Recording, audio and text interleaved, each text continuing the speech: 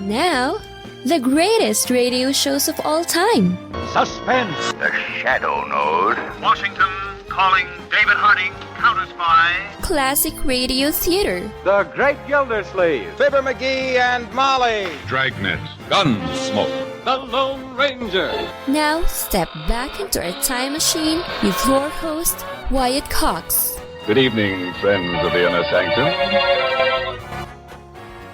A Tuesday full of crime with episodes of I Was a Communist for the FBI, Gangbusters, Dick Kollmar as Boston Blackie, Calling All Cars, and Superman. That's all straight ahead on this Tuesday, 11th day of June, 163rd day of the year, 203 days remaining until we get to 2025.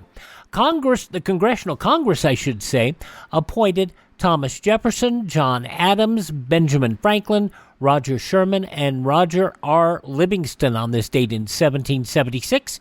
And they were appointed to a committee to draft a Declaration of Independence.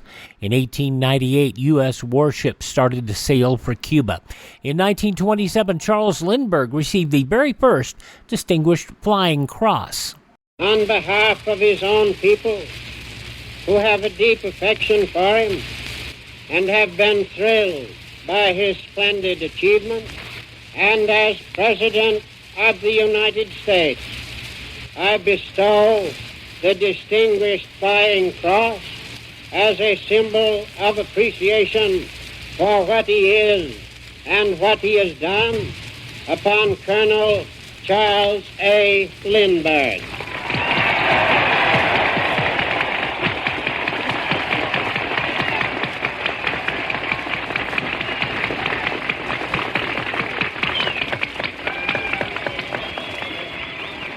Intelligent, industrious, energetic, dependable, purposeful, alert, quick of reaction, serious, deliberate, stable, efficient, frank, modest, congenial, a man of good moral habits and regular in his business transactions.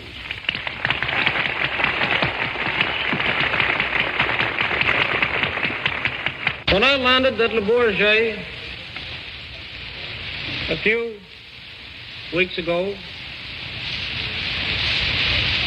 I landed with the expectancy and the hope of being able to see Europe.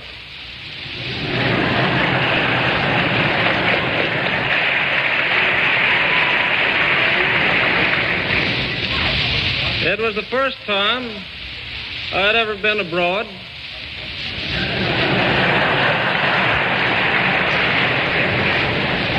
And I wasn't in any hurry to get back.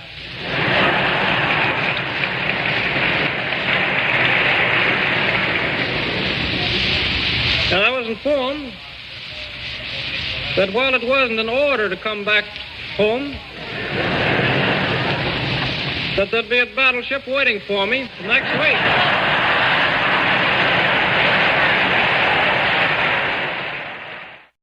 President Calvin Coolidge and Charles Lindbergh. Since 1927, aviators honored with the medal, the Distinguished Flying Cross, included World War II pilots President George Herbert Walker Bush, also Senator George McGovern, and astronaut Virgil Gus Grissom, who flew 100 missions during the Korean War.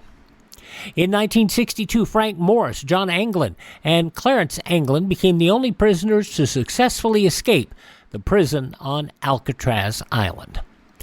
In 1963, Alabama Governor George Wallace stood at the door of Foster Auditorium at the University of Alabama in an attempt to block 2 black students from attending that school. That same date, President Kennedy announced a civil rights bill. We are confronted primarily with a moral issue. It is as old as the Scriptures and is as clear as the American Constitution. The heart of the question is whether all Americans are to be afforded equal rights and equal opportunities, whether we are going to treat our fellow Americans as we want to be treated. If an American, because his skin is dark, cannot eat lunch in a restaurant open to the public, if he cannot send his children the best public school available, if he cannot vote for the public officials who represent him, if, in short, he cannot enjoy the full and free life which all of us want, then who among us would be content to have the color of his skin changed and stand in his place? Who among us would then be content with the counsels of patience and delay? It would not be until after the assassination of President Kennedy that the Civil Rights Bill would be passed by Congress. In 1970, Anna Mae Hayes and Elizabeth P. Hoisington officially received their ranks as U.S. Army generals. In 1977, Seattle Slew won the Triple Crown of thoroughbred racing, 1977. In 1998, Compaq Computers paid $9 billion for Digital Equipment Corporation in the largest high-tech acquisition at the time. In 2001, Timothy McVeigh executed for his role in the Oklahoma City bombing. In 2004, Ronald Reagan's funeral held at Washington National Cathedral. In 2018, 3 World Trade Center opened. On that same date in 2018, President Donald Trump and Kim Jong-un of North Korea held the first meeting between leaders of their two countries in Singapore. Among those passing away on this date in history, some sad passings on this date. The founder of the Boy Scouts of America, Daniel Carter Beard. The man who sang about Ebb Tide, Earl Grant. Born Marion Morrison. You know him as John Wayne. Passing away on this date. Bones, since the original Star Trek series, DeForest Kelley, passing away on this date. Also, reporter David Brinkley, actress Anne Rutherford, actress Ruby Dee, singer-songwriter, guitarist Jim Ed Brown, and the American Dream, Dusty Rhodes. Much like John Wayne would say, he never played the role of a character. He just played John Wayne over and over and over. And Dusty Rhodes never played the role of a character. He just played Dusty Rhodes. And that's what made him real. And any wrestler that can be real and they're part of their true self has a greater opportunity to be successful. And Dusty was a part of pop culture, and he's an icon. And was he the greatest wrestler in the ring? No. But was he as good an entertainer and performer? Absolutely. And there was nobody that could get on the mic and make you remember what he said better than the Dream. You don't know what hard times are, Daddy. Hard times are when the textile workers around this country are out of work and got 4 or 5 kids and can't pay their wages, can't buy their food. Hard times are when the auto workers are out of work and they tell them go home. And hard times are when a man has worked at a job 30 years. 30 years. They give him a watch, kick him in the butt, and say, hey, a computer took your place, Daddy. That's hard time. That's hard time. And Ric Flair, you put hard times on this country by taking Dusty Rhodes out. That's hard time. And we all had hard times together. I admit I don't look like the athlete of the day supposed to look. My belly's just a little big, my hand is just a little big, but brother, I am bad and they know I'm bad. And there were 2 bad people. One was John Wayne and he's dead, brother, and the other one's right here. Nature Boy Ric Flair. The world's heavyweight title belongs to these people. I'm gonna reach out right now. I want you at home to know my hand is touching your hand for this gathering of the biggest body of people in this country, in this universe, all over the world now, reaching out because the love that was given me, and this time I will repay you now because I will be the next world's heavyweight champion on this hard time blues. Dusty Rhodes Tour 85 and Ric Flair, Nature Boy. Let me leave you with this. One way to hurt Ric Flair is to take what he cherishes more than anything in the world. That's the world's heavyweight title. I'm gonna take it. I've been there twice. This time when I take it, Daddy, I'm gonna take it for you. Let's gather for it. Don't let me down now. because I came back for you, for that man up there that died 10, 12 years ago and never got the opportunity to see a real Wolf champion. And I'm proud of you and thank God I have you. And I love you. Love you! That was the American Dream. Virgil Riley Runnels Jr., Dusty Rhodes. And you know he would be proud today to see what his sons have done and the impact his sons have had on the wrestling business. Dustin Rhodes says he's going to step away from in-ring competition. Cody Rhodes says he's going to step away here eventually from in-ring competition. I will tell you this. Some of the best work that was done by Dusty Rhodes was work you and I will never see. He did a lot of work in training the next generation and teaching. And he was a marvelous, wonderful in-ring performer. You heard Jim Ross talking about that before. We heard Dusty Rhodes' famous Hard Times promo. People like that who not only walk the walk, talk the talk, do the stuff in the ring, in front of the camera, but also help train the next generation. That's the kind of person that Dusty Rhodes was. Dusty Rhodes passing away on this date back in 2015. Now, birthdays today. Let's talk about, first of all, Gene Wilder. It's all there, black and white, clear as crystal. You get nothing. You lose. Good day, sir. That's from Willy Wonka and the Chocolate Factory. Gene Wilder, very, very funny man. His movies always just a delight. Gene Wilder, born on this date in history. Also, Vince Lombardi, born on this date, as was actor Gerald Moore. We hear him as Philip Marlowe many times. The original Sheik, pro wrestler Ed Farhat, born on this date. Actor Chad Everett, a funny comedian Johnny Brown, and the delightful Judd Strunk. 1973. Now he walks down the street in the evening, and he stops by the old candy store, and I somehow believe he's believing. He's holding her hand like before, for he feels all her love walking with him, and he smiles at the things she might say. Then the old man walks up to the hilltop and gives her a daisy a day. I'll give you a daisy a day. I'll give you a daisy a day. I'll love you until the rivers run still, and the four winds we know blow away. What a sweet and bittersweet love song, Judd Strunk. Primarily a comedian, and used his musical skills for comedy. He had a top 20 hit with that back in 1973. Judd Strunk, back in 1981, had become a private pilot. He was taking off his airplane, and as the airplane gained airspeed, got into the air, Judd Strunk had a heart attack. The plane crashed.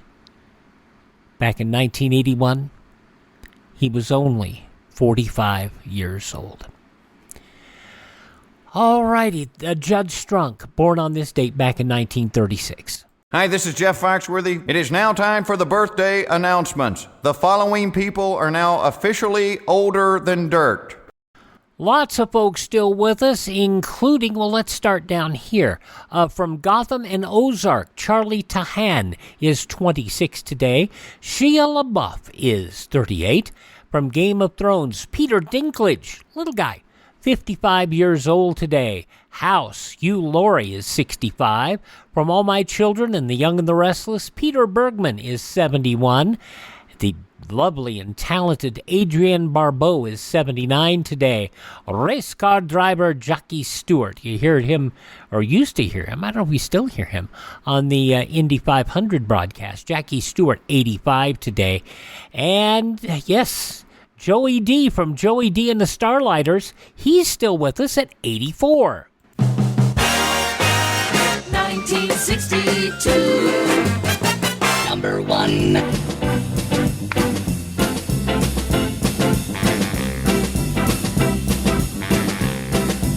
Well, they got a new dance and it goes like this. Yeah, the name of the dance is the peppermint twist. Well, you like it like this, the peppermint twist. Yeah, round and round, up and down, round and round, up and down, round and round and up and down and 1, 2, 3 kick, 1, 2, 3 jump. The big twist and craze, Joey D and the Starlighters, 84 years old today.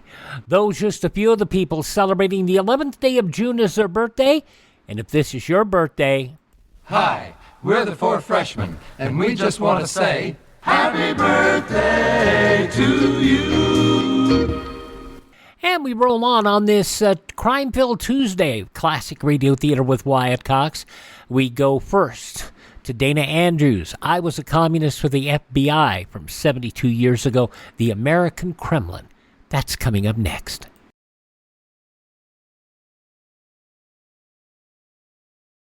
There's a price tag on almost everything. Whether you drive a shiny new 1952 model or a pre-war jalopy, you had to pay the price.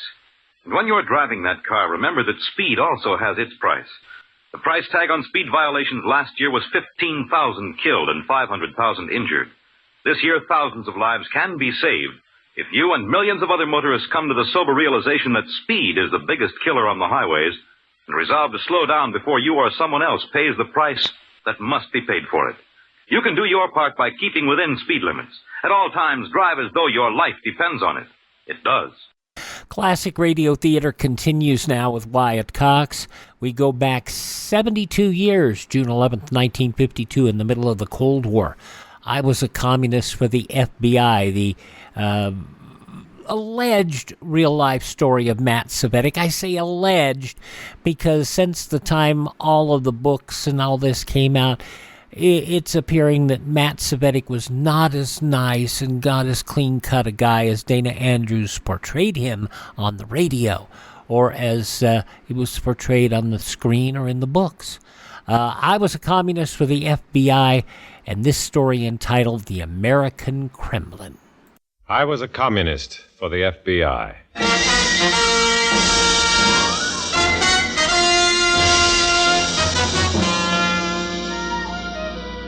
Starring Dana Andrews in an exciting tale of danger and espionage. I Was a Communist for the FBI.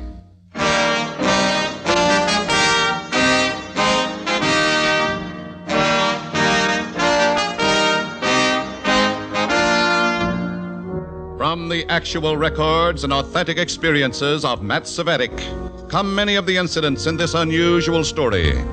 Here is our star, Dana Andrews, as Matt Cvetic, who for 9 fantastic years lived as a communist for the FBI.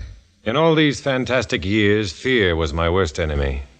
The average man in the normal course of events comes face to face with fear only a few times in his life. But I faced the terror of fear almost constantly for 9 years as a communist for the FBI. In a moment, listen to Dana Andrews as Matt Cvetic, Undercover Man.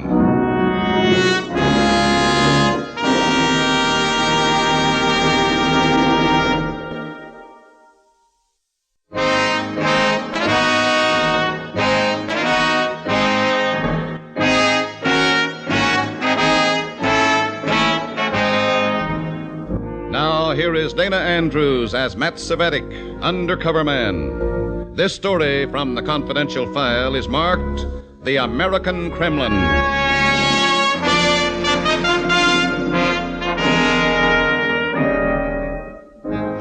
An early spring afternoon in a large Midwestern city. The sun has found its way through the haze that shrouds the downtown business section and is drying the remnants of a morning shower. I decide to walk from my rooming house to the meeting at party headquarters, an unobtrusive address on an undistinguished side street. Yeah, mister?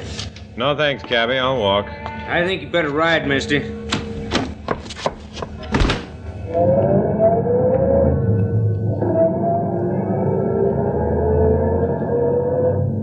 Lane 4 is 7. 7 is a lucky number. You're clear. No one following. Why the emergency contact? 2 top agents of the MVD have been smuggled into the country. Their job to close any loopholes in party machinery. Who are they? We don't know who they are, what they look like. But so far they've been efficient. Too efficient. 2 of our New York contacts disappeared. There's a chance these agents are here right now. You see them, we want them. Now don't waste any time calling your contact. Anything to report? No. Okay, you can let me out.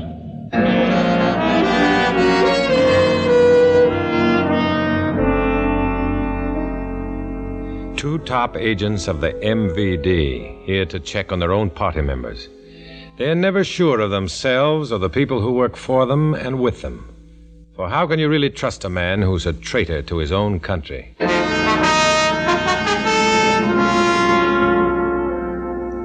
It's still rather early for my meeting, but there before me is the party headquarters. Outwardly, it resembles some of the other faded and forlorn buildings on the street, but there the resemblance ends. For this building is the nerve center of the entire communist network in this section of the country. This is the American Kremlin.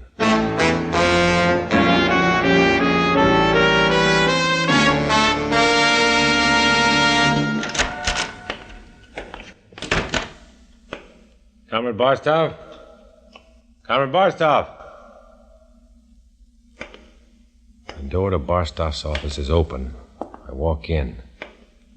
Barstow? Not here. Beyond this office, the printing presses. I start to call Barstow's name, but the words choke at my throat. There, above me, dangling like a limp cord of an overhead light, hanging and swaying from a pipe which runs across the ceiling, the body of Comrade Barstow.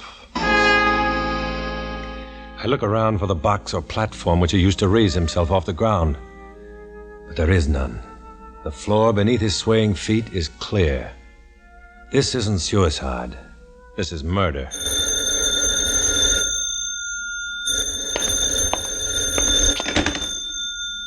Hello? Yes? Is it done? Yes.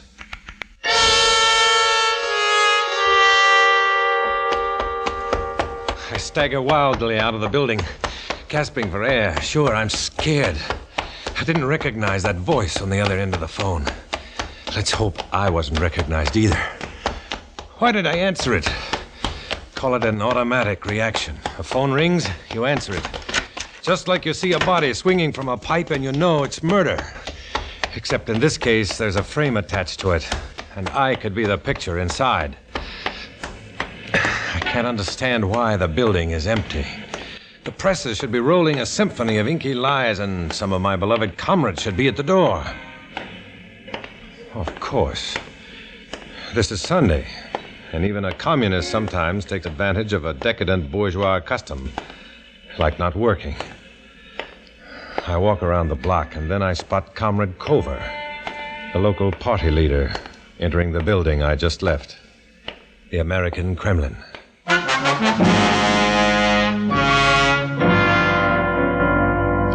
I wait about 2 minutes, and then I walk back in.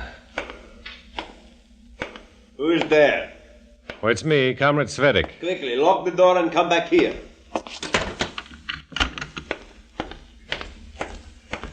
I had seen only Comrade Kova enter the building, yet... Comrade Cvetic, this is Colonel Polanski, who is here from Moscow.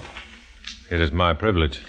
Open the door to the press room, Comrade Kovar, so that Comrade Cvetic may also see. Barstow, who did...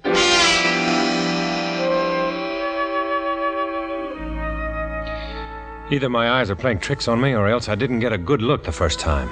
For there, under the swaying feet of Comrade Barstow, is a box. Yes, Comrade Cvetic. Barstow realized that any weakness in our party structure is dangerous to the entire cause.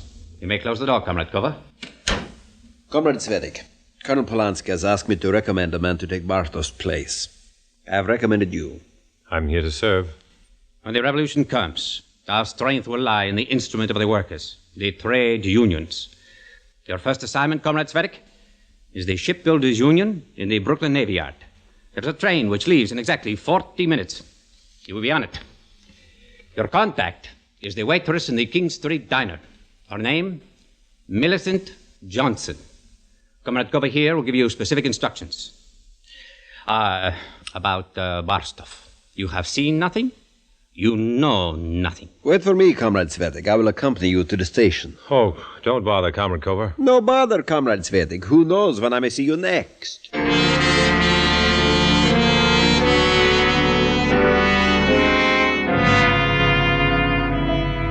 He helps me pack. He helps me find a cab. He's too much of a help.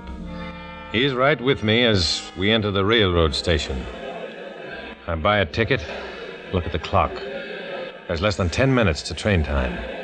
10 minutes in which I should get to a phone and tell the FBI that one of the two MVD agents is right here. But how to do it without arousing suspicion on the part of Comrade Kovar, who is being most solicitous and most comradely. Comrade Kovar, will you watch my bag while I wash my hands? Sure, go ahead.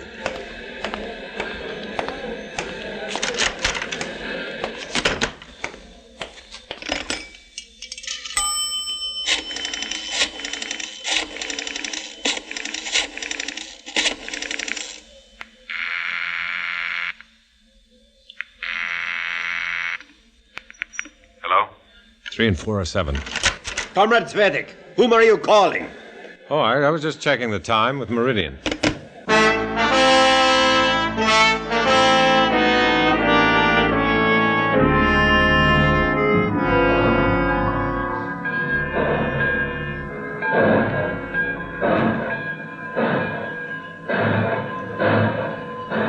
The last thing I see as the train picks up momentum and speeds out of the station is Comrade Kovar standing on the platform and smiling goodbye.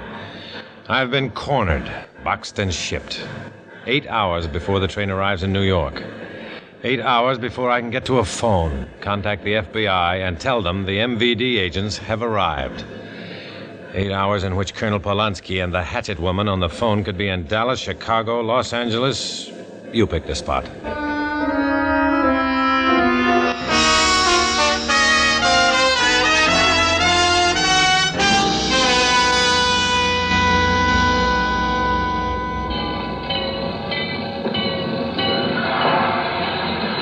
Penn Station, a canyon of noise and activity.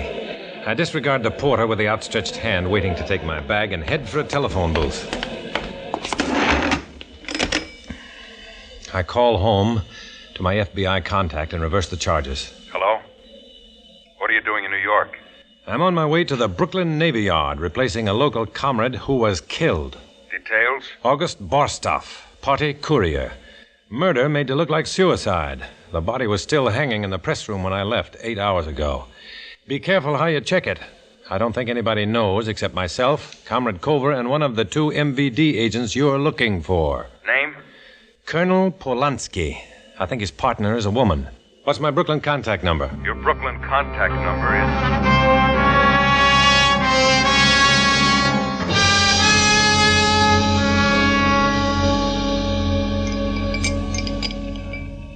What'll it be, mister? Hello, Millicent. Hello yourself. Brooklyn isn't near Pittsburgh. Pittsburgh isn't near Brooklyn. We've been expecting you. The meeting starts in 30 minutes. I finish here in 10. I'll get you a cup of coffee while you're waiting for me. What about a place to sleep? We have a room for you. Hey, Millie, how about some cybers?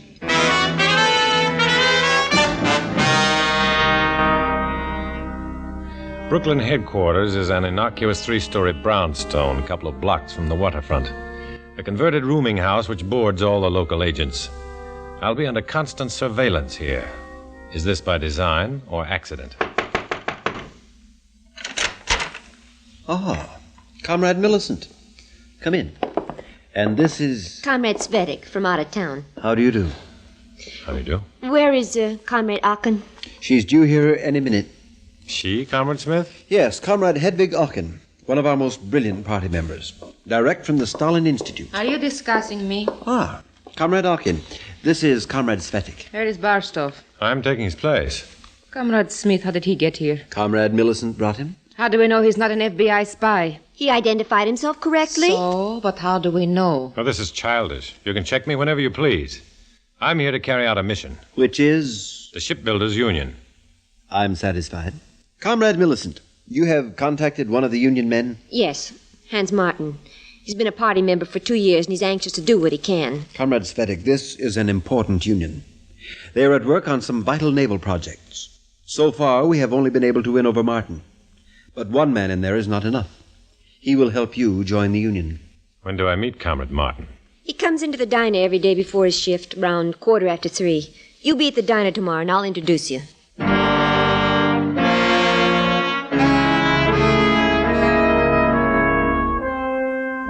There are other items on the agenda, so I just sit back and listen. I listen and look and catalog their faces. What is the connection between Hedvig Aachen and Comrade Barstov? Was she the voice on the phone? There being no further business to discuss, the meeting is adjourned. Comrade Cvetic, may I speak with you alone? What about? Alone. Come into the hall.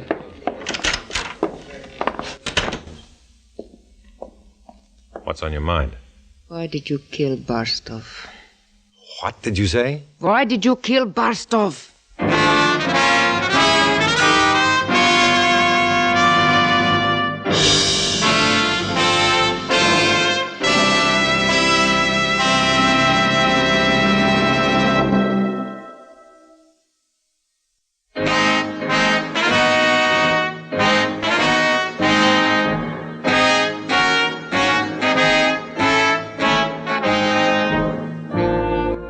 Back to Dana Andrews, starring as Matt Cvetic in I Was a Communist for the FBI, and the second act of our story.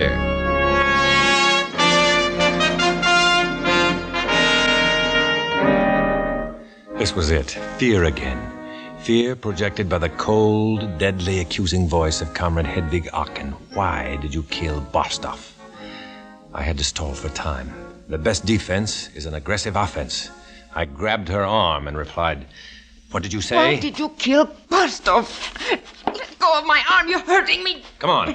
Let go. Let go. What is the meaning of this? Come on, Comrade Aachen. Repeat what you just asked me. You fool. I said repeat what you asked me. I will hear it from you, Comrade Cvetic.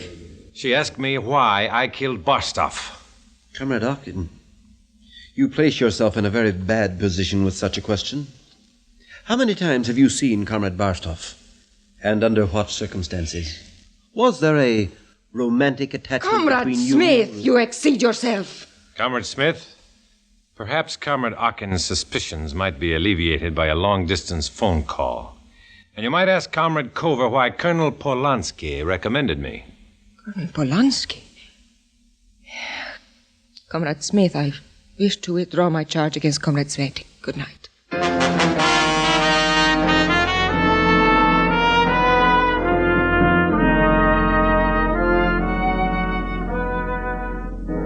The next morning, I use an empty cigarette pack as an excuse to get out of the house and call my Brooklyn contact. Hello? 3 and 4 are 7. 7 is a lucky number. Have you made contact? I'm living at local headquarters. Nothing to report as yet. Did you hear from out west? Party headquarters had a visit from the local building inspector, but everything was in order. Did they find Barstov's body? No. Was Barstov an FBI contact? No. Okay, if he were, you wouldn't tell me. Any other contact besides you? The shoeshine man outside the King Street subway station. Tell him you prefer a red polish. A deep red polish.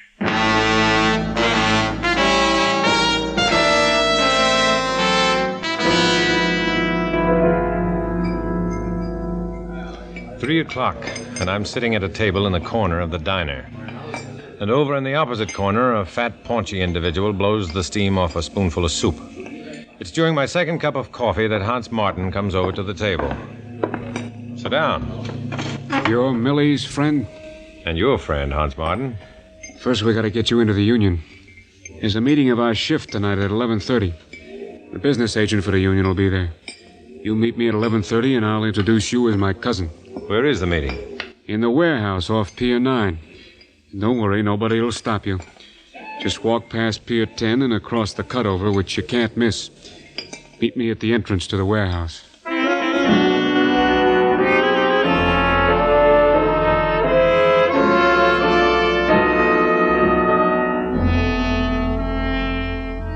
I walk out of the diner with Hans Martin, walk him partway back to the pier.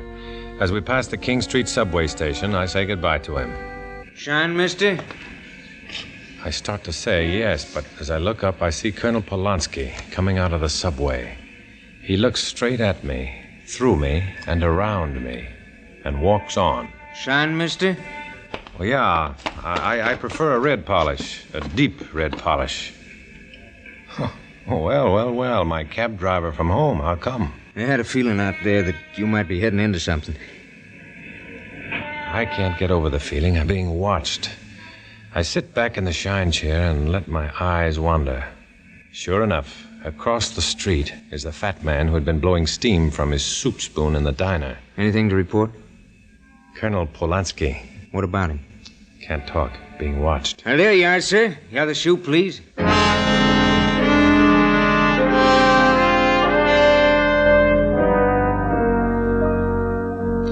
As I walk away from the shoeshine stand, I notice that the fat man has disappeared from the doorway. Rather than walk the 4 blocks back to the party headquarters, I take the trolley. Was the fat man really watching me? Did I do anything to give myself away? Oh, nuts. I'm falling for the old commie trick that the guilty man will always worry. The innocent man will only be confused. As I start up the stairs to the 3-story brownstone, I turn around and freeze. There, across the street, is the fat man. I shut the door behind me and run up the stairs into the meeting room. Ah, Comrade Cvetic. Colonel Polanski. What is it, Comrade Cvetic? You look perturbed. I think I've been followed. He's right across the street. Who? The man who's been following me. Look. Polanski and Smith cautiously move across the room and through a parting, and the drapes get a good look at the fat man standing on the other side of the street. Comrade Smith, will you leave us alone? Yes, Colonel. But this is no laughing matter. Easy, Comrade Cvetic, easy. I watch as Colonel Polanski lowers and raises the window shade twice, and then see the fat man across the street come up the steps and into the brownstone house. A minute later, the door to the room opens again, and he waddles into the room and smiles at me with the lower part of his face. His eyes can never smile. Kommissar Thuren, this is Comrade Cvetic. Commissar, I'm honored. So, it is you who have taken Comrade Barstov's place.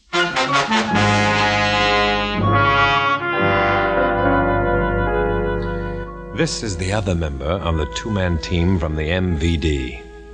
This is the voice on the telephone. I watched you handle your contact in the diner, and I'm very pleased to know that we have such workers in the party. Good. Comrade Cvetic, what have you arranged? I'm to meet Hans Martin on the pier tonight at 11:30. He's introducing me as his cousin to the business agent of the union. I should have no trouble. My dear comrade, but the test of a good agent is to always be prepared for trouble. Colonel Polanski will accompany you. In the meantime, I suggest you get some sleep. You look tired.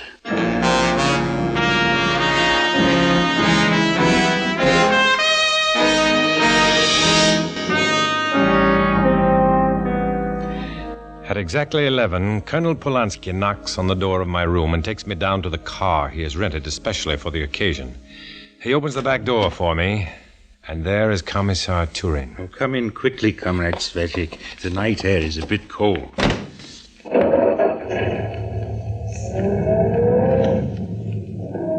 Comrade Cvetic, you wonder why a commissar and a colonel should accompany you on such a routine matter.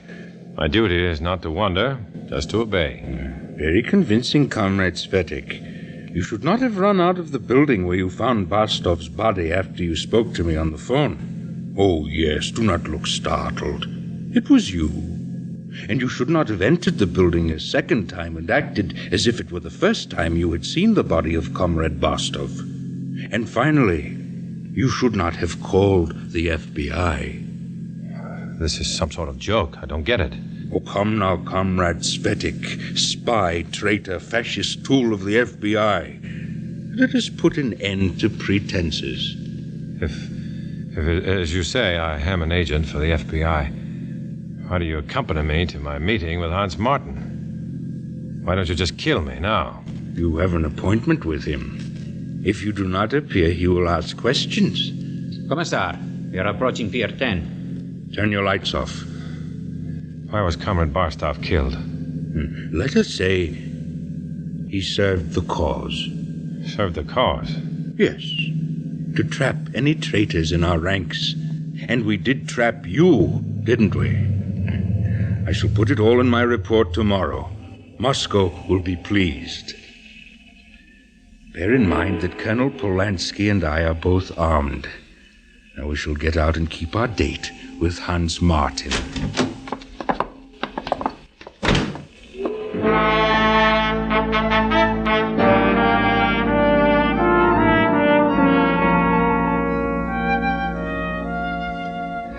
The shrill whistle of the tugs, the basso boom of the larger vessels are playing a funeral dirge across the night winds of the Brooklyn waterfront, carrying the coffin to its final resting place.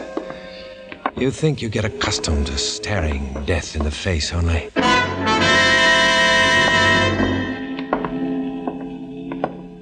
Where's that light coming from? Drop your guns! An FBI trap.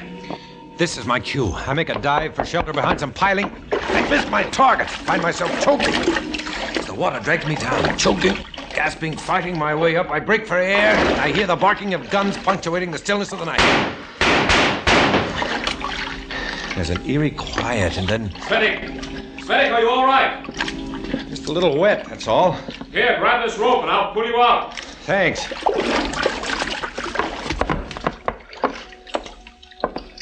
Where are Turin and Polanski? We've got them.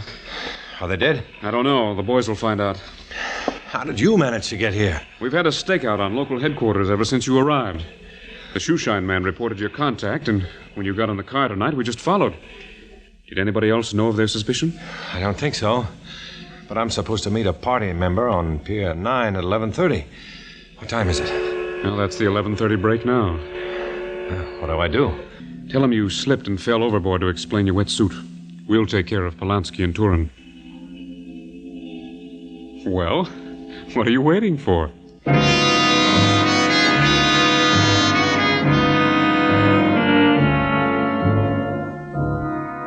As I make my way to Pier 9, the calm of the waterfront is as before. As if those gunshots had never been. As if Polanski and Turin had never been.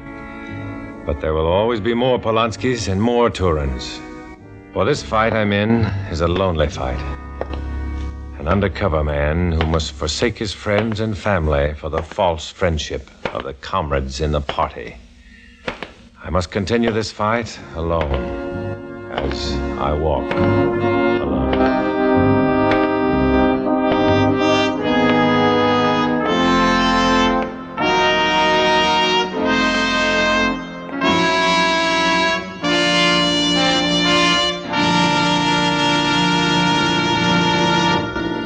Dana Andrews will return in just a moment.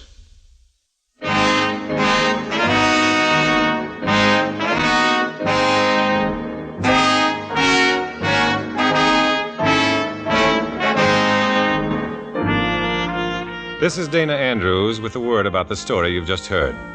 In this episode, as in all others, names, dates, and places are fictitious to protect innocent people. However, party headquarters, described as the American Kremlin, did exist, and similar places will continue to operate in this country until we won the fight against communism.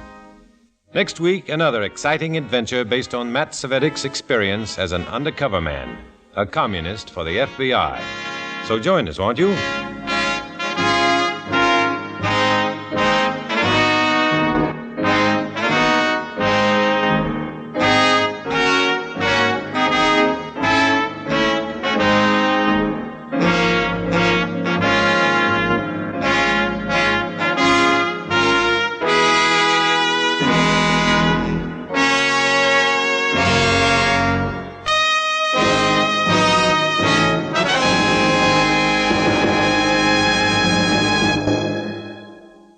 What we do know about Nat Cvetic in real life is that, A, he was not as nice a man as he gets portrayed on the radio program, that he had his issues with drink, as not a big surprise in the day, but he suffered a heart attack in 1962, died at the age of 53 while waiting to take a driver's license exam in Los Angeles. And I have to tell you that many of the fighters who were fighting communism at the time were not paragons of virtue. They were not, they were good people. They had good intentions, let's say. Although some of Cvetic's stuff that we see, he may not have had the best of intentions. He may have just been in it for the money. But what can I say? Dana Andrews, I was a communist for the FBI 72 years ago, June 11th, 1952, here on Classic Radio Theater with Wyatt Cox. Our podcast continues with an episode of Gangbusters. Tomorrow, comedy, as we'll have episodes of the Eddie Cantor Pabst Blue Ribbon Show, also an episode of Father Knows Best, Dean Martin and Jerry Lewis, also the Jack Benny program, and Lum and Abner. Funny Wednesday. So there you go. We continue our crime today with Gangbusters. That will be next.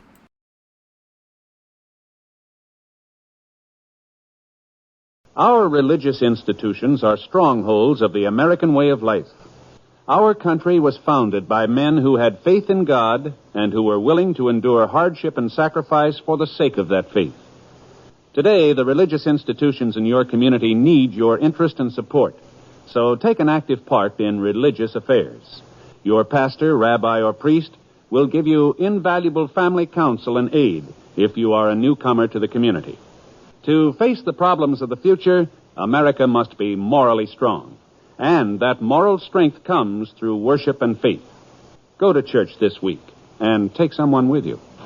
Now on Classic Radio Theater with Wyatt Cox, an episode of Gangbusters.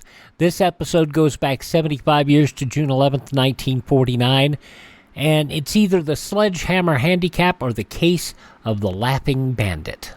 And now, Gangbusters presents the Case of the Sledgehammer Handicap, in which a hot horse, an open drawbridge, a phone call from a locked and bolted drugstore, and a woman's way parlay each other into days of dangerous determination for New Orleans detectives. Gangbusters, the only national program to bring you authentic police case history.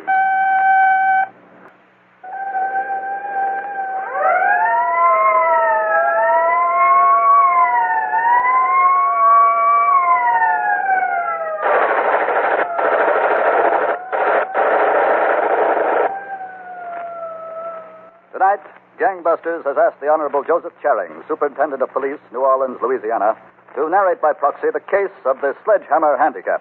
Superintendent Charing. Thank you. And good evening, Gangbusters listeners. Suppose we begin tonight's case in the old quarter of New Orleans, one morning last winter. A man about 30 hurriedly entered the downstairs door of a rundown apartment house and ran breathlessly up 2 stairs at a time toward the dimly lit second-floor hall. Fran! Where are you, Fran? Wyatt, will you? Hey, did you hear what, Fran? Robbie got out. They had him working in the fields. He ducked in a sugar cane away from the guards and jumped in the river. He swam downstream a couple of miles. I just heard it on the radio. I know. Yeah, the last thing they found, you know. How do you know? It was just on the radio just now. Robbie's in there shaving. You're kidding. Wish I was. He walked in just after you left. Hey, Fran, this is no place for me. I better get going. You stick around. No, but Fran... You're a friend of his, aren't you? Yeah, but if Robbie ever gets an idea what's been going on between you and me, oh, brother. Who expected him to escape? Listen, don't say a word. I've been here, Fran. I'll just say goodbye. It's been nice and lots of luck. You'll stick around. Robbie's been asking for you. He has? I told him you were coming back. Oh, Fran. Don't off-friend me. I don't want him around. It was all over when he went away, as far as I was concerned.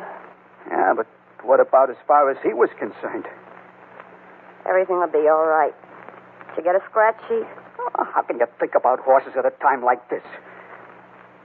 How long's it taking me to shave, anyway? Did you bring back a scratch sheet? Yeah, I brought a scratch sheet. Here's your rotten scratch sheet. Hello, Leo. Oh, Robbie. Hi. Thought I heard your voice. Come here, Leo. Fran was telling me, Robbie. Come in here, Leo. I want to talk to you. He can wait until you finish shaving. I said come in here. Yeah. I'm sure glad you made it, Robbie. I knew you would be. Fran, get me some coffee ready when I'm finished. Coffee? Yeah, go on, coffee. Boy, you can imagine my surprise, Robbie. You didn't think I was going to wait around in there for the whole 10 years, did you? No, but I hear that ain't such an easy place to crack out of, Angola. It isn't. What are you counting on doing? What did you say? I said, what are you counting on doing? You know, I was just wondering. What brings you around here so early? Well, nothing, Robbie. I just picked up a scratch sheet. Me and Fran usually go over the horses together. So she's still a horse player? Yeah, me too. How you doing? Well, you know how it is, Robbie. You win one day, you blow it the next. I don't mean with the horses. I mean with Fran. Hey, now, Robbie, you got the wrong slant. There's nothing between me and Fran. No, I take a note on it. We're just a couple of friendly horse players. A lot of stories come drifting back to me up there. No, you got my word for it, Robbie. Like I don't like to be sitting alone up there and hear those kind of stories. Now, Robbie, listen to me. Listen to me. You can have her. I can? I took one look at her and you can have her. I wouldn't want to do you out of anything. You know me. I told you can have her. That's awful nice of you. I consider you doing me a favor, Leo. It's settled. Yeah. Maybe I ought to go out and tell Fran there's nothing to worry about. Oh, wait a minute. Well, she's entitled to stop worrying. Let her worry about something else besides the horses for a few days. It'll do her good. Yeah, but Robbie, you... Dick, here. I'm going to talk to you some more. Oh. About what? You been working lately?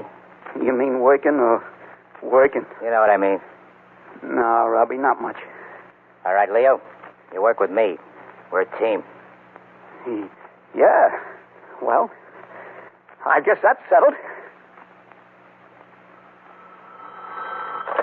Captain Gilliard. Oh, Captain, I was able to locate Detective Paul Poisonell. He's right here now. Good. Ask him to step in. Yes, sir. Go right in, Paul. And Baker. Yes, sir. Call the Bureau of Identification. I want some more recent pictures of Robbie Bertram. Yes, Captain. Come over. Sit down, Paul. Sure, Captain. Listen, Baker. Yes, sir. The most recent picture identification sent down was made in 1944 when he was arrested on the last offense. Ask them to check the penitentiary. Maybe they've got something made later. Yes, Captain. Okay, get on it. Well, Paul, I suppose you heard the news. You mean about Robbie Bertram, eh? Yeah. Yeah, I heard it. He figured to break out sooner or later, Captain. Robbie was always a hard boy to hold down. You think you can find him? He's in New Orleans, maybe. Well, if he is, we can expect to break out all over in safe burglaries. You're telling me, like a plague. I've got our old reports out on. Huh? It says here he used to go with a girl, an inveterate horse player. That's right, Fran something. Liggett, Fran Liggett. Yeah. Look, I want you to locate her, Paul. If you do, you'll probably locate Robbie.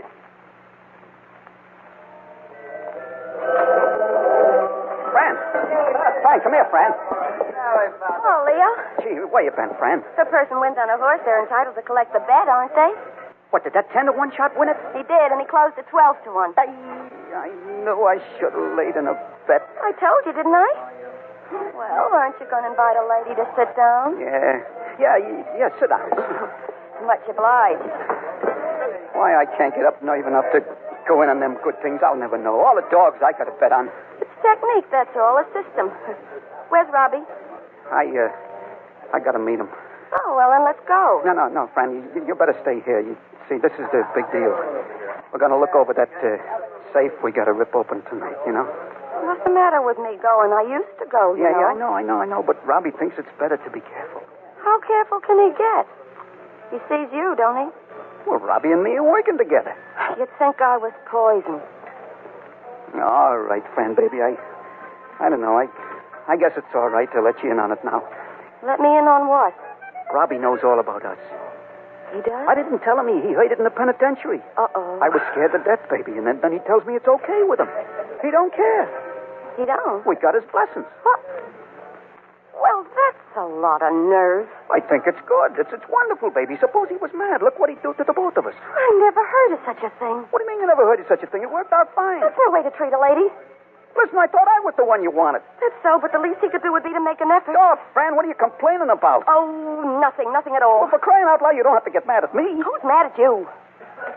Frankly, this whole thing's got me puzzled. Listen, we talk about it later. I got to go and meet Robbie. Well, go meet him. Who's stopping you? Honest to goodness. Go on. I got plenty to do. I got to dope out tomorrow's horses. Okay, honey. I'll see you later.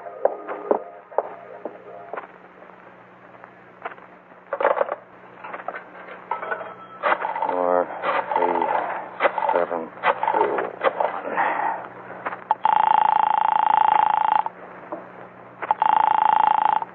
Hello, taxi cab. I want a cab. Yes, sir. Where at? Corner of Mirabeau and Paris, in front of the drugstore. Yes, sir. The corner of Mirabeau and Paris in front of the drugstore. Right away. Thank you, sir. Don't mention it. Come on, Robbie, let's go. All right, Leo, take your time. Take my time. We break into a drugstore. We knock open the safe. We make enough racket to bring the house down at 2 in the morning. We got the dough. We're ready to go, and you want to make a phone call. Can't you make your phone calls from someplace else? From home, for instance? Relax. I was calling a taxi. A taxi? What do you want to do? Take a streetcar? Robbie, for crying out loud, we just been into the safe here, remember? Don't worry about it. Don't worry about it. I want to get out of here. I got the tools already. Let's go. Leave the tools lay. Leave them lay. Where are we going to get another extension Jimmy like that one? We'll get it. Leave the tools lay. You want to get picked up with tools on you? Okay. Out the way we came. Oh, I don't have to be coaxed. Let's go. Well, Gangbusters listeners, the criminal, Robbie Bertram, simply called a taxicab to get away safely from the first burglary after his escape from Louisiana State Prison. Similar ingenious and daring getaways mounted as the weeks went by and the reports of burglaries increased. But it was the last getaway for which police waited. And once again, we hear from tonight's narrator, Superintendent Charing. One afternoon a few weeks later, Detective Paul Poisonot walked into a thinly camouflaged horse betting parlor just across the river from downtown New Orleans. This was only one of dozens of similar calls he had made in search of the girl Fran. As usual, he stood at the rear of the place for a moment, scanning the patrons who were listening to the call of the race, then walked into the crowd. Linda! Come on, kid. Come on, that... Boy, what a load he's carrying. Come on, Linda. That does the guy up. I don't mind. Come on, Linda. That's my Linda. Stay there, Linda. Stay there, Linda. Stay there. Oh, you said it, lady. Stay there, Linda. Have you got Linda? Have I got Linda? I got a wad. She'll win it, all right. She's a... By 2 lane. Atta girl, Linda. Scope and double scotch are heading ahead for second, and coming up on the inside of fourth position, Stainless. She'll take it. She'll walk in now. Oh, I hope so. I could use the winner. Who couldn't? There's nothing to worry about. She's And the in. results of the 6th at Hot Springs. Here it is. The winner by a neck. Number 4, Stainless. Oh, no. Second and double scotch was third.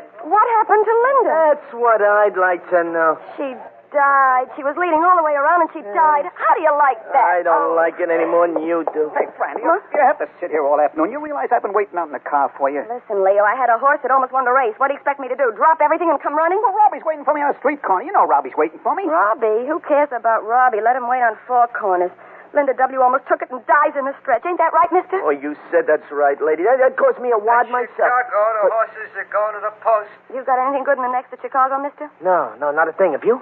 Oh, I got a little bet on Uncle Jack. I think the horse can win it. Uncle Jack, that's a 20 to 1 on the line. Ain't that enough for you, mister? Come on, Fran, let's go. Listen, Leo, the horses are at the post practically. It'll be another 5 minutes. Robbie can wait another 5 minutes. Fran. Uncle Jack, huh? That's right, mister. Uncle Jack. Uncle Jack, maybe. Hey, I'll go take a look at the form. Yeah, you do that. The 6th at Hot Springs is now official. The winner, number 4, Stainless, pays $6.80.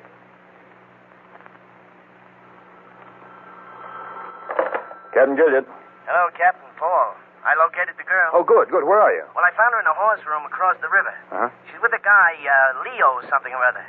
They were talking about driving to meet Robbie someplace over there in New Orleans. Well, do you think they'll be around long enough for me to get there? No, not more than 5 minutes.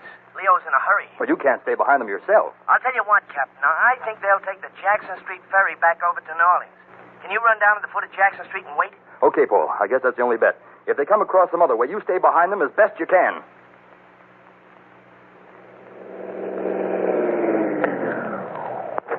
Hi, Robbie, get in. How long do you expect me to stand waiting on a street corner? It wasn't our fault. There was something wrong with the ferry. It got delayed. Besides, I had a horse.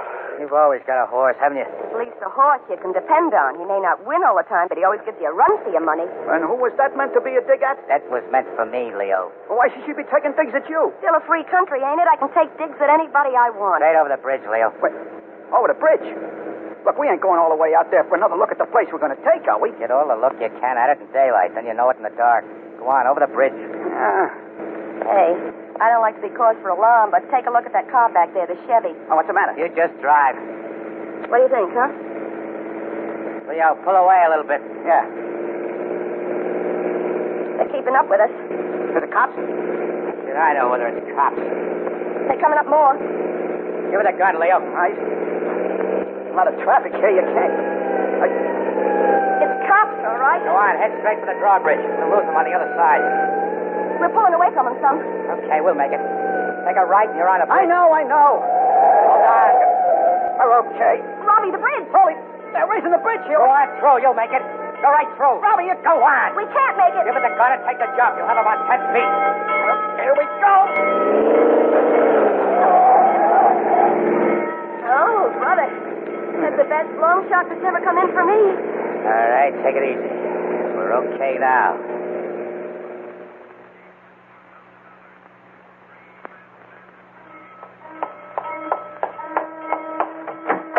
I phoned in the description of the car, Captain. Yeah, I heard it over the air. Get in. Well, maybe one of the squads will grab them over on the other side. Maybe, but I doubt it. Well, we can get after them as soon as they lower this bridge. Yeah, we can. Oh, we just had a bad break, that's all. Who'd have figured they'd be fools enough to try and jump an open bridge? Say, Paul, you think this Leo and the girl realized who you were? Hey, in the horse room, I mean. No, I don't think so. I stayed out of sight on the ferry, and I think we were far enough away in the car not to be recognized. All right, Paul. Suppose you become an habitual horse player.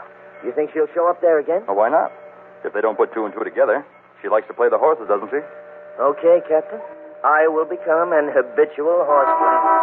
Oh, the bridge is down. Oh, yeah.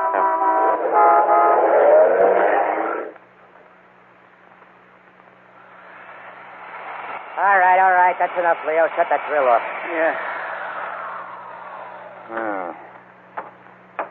So what do you think, Robbie? The safe will be open in 10 minutes. No, I don't mean about the safe. I mean what I asked you about, Fran. Look, I'm here to rip a safe, not to give advice to the lovelorn. Hand me that Jimmy. Yeah. Here. After all, you could help me out.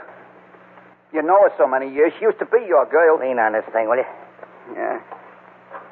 All right, use your muscle. All I want is to know how to handle it. She ain't been the same since she got back, Robbie. Okay, that's enough. Yeah. Now, will you talk to her? All right, I'll talk to her. I'll talk to her tonight. Let's just get the safe ripped. Thanks a lot, Robbie. You don't know how I appreciate this. Don't mention it.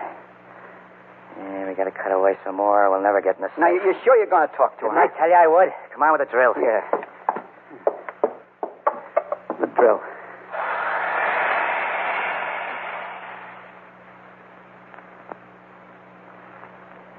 Well, boys, all in all, I'd say it was a big day. Yeah, plenty big, Fran. A narrow escape from the cops today, and tonight a good haul in the safe.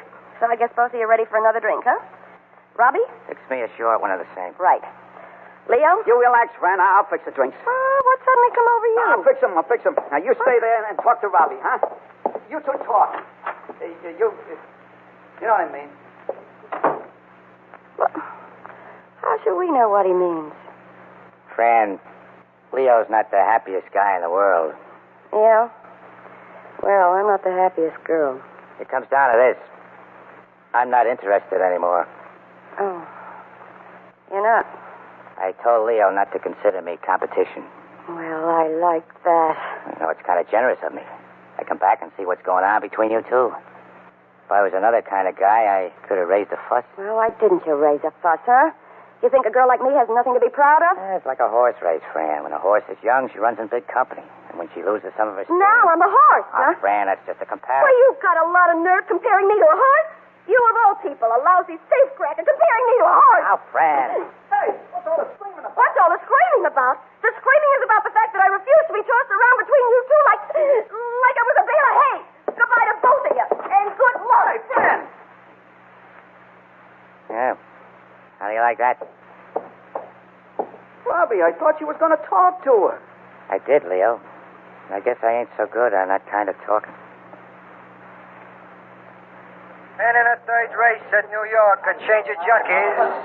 Jay Lucky will ride number 6, Ramona. Hi there. Jay Lucky will hello. ride number Hey, 6. you got anything good today? Nope, nothing. Hey, I want to thank you for that horse you gave me the other day, that Uncle Jack. Don't mention it. You know, I bet him. He paid a nice price. Did you and your friend have a good bet on him? Yeah, we made. Hey, you sure you got nothing good today? Not even a hunch? I told you, I got nothing. Ah, come on. Now, you ain't sitting around the horse room all day and all yesterday and all day before if you got nothing. I like the atmosphere. Well, you mind if I take a look at your scratch sheet? Yeah, I do mind. Go get your own scratch sheet. At least you could be sociable. See you around. Lady horse play. First to Chicago, the horses are going to the post. Got a match, bud? Yeah, here you are. Thanks. Keep an eye on her, Baker. I want to call the captain. Yeah, you bet, Paul. You got anything? No, nothing. Looks to me as if she broke off with Robbie now. Maybe. Yeah, she sits all week now. She doesn't move out of here all day and out of her apartment all night. Well, I know it's a grind, but we got to stick with her. Watch her while I call the captain. Yeah, go ahead. At 30, in the first at Chicago, the track is clearing. Hey, Robbie. What? Robbie, I just ran out of half pint as I'm coming out the hash house. So? He's got a great tip on a horse in the 6th at New York this afternoon, a horse called Vampire, and it's going to be at a price. We got other things to do. No, but the half pint says this is a good thing. It's a cinch. Look, we're knocking over another safe tonight, and we got to think about making that a cinch. No, but this is a tip horse, Robbie. You should never fail to be on a tip horse, even if it's only $2. You know how the half pint tips are. Oh, but Robbie, this horse is 30 to 1. Listen, the half pint hasn't given you a winner yet. The horse don't have a chance. He can't win it. All right, so he can't win it, but tell me, where else can you get 30 to 1? Forget it, Leo. Oh, please, Robbie. Look, you don't care about betting the horse, Leo. All you want to do is go there and see Fran. No, but Robbie, Isn't that right? Okay, it's right. I want to see Fran. What's wrong with wanting to see Fran? You're well rid of her. Yeah, sure, you could say that. You don't have no feelings for her. It's no good for you. She threw herself at me, practically. Oh, Robbie, I'm miserable. I feel like a fish out of water. I need her. I can't keep my mind on my work. You know I got to go and get her. It's not a good idea, Leo. Look, Robbie, I'm eating my heart out. To think of her sitting there all alone in that horse room. Okay. Let's go. Oh, thanks, Robbie. You don't know what this means to me. Well, some good might come of it. Maybe the half pint's tip horse will turn out okay after all. This is against my better judgment, Leo. You ought to find yourself a new dish. Robbie, can I help it how I feel? Okay, it's your decision to make. At least I got a horse to bet on. Go on inside. I hope she's here. Yeah, you can count on it. Post time for the 4th at New York, 3:43. I see her. There she They're is. going into Hey, the take it stretch easy. at She ain't going Maryland. no place. Yeah. Oh, she looks worried, don't she, huh? Probably lost every race. Hello, Fran. What? Oh. I'd be grateful if the two of you got out of my sight. Oh, Fran, baby, Orderly. stick to me. Oh, quiet.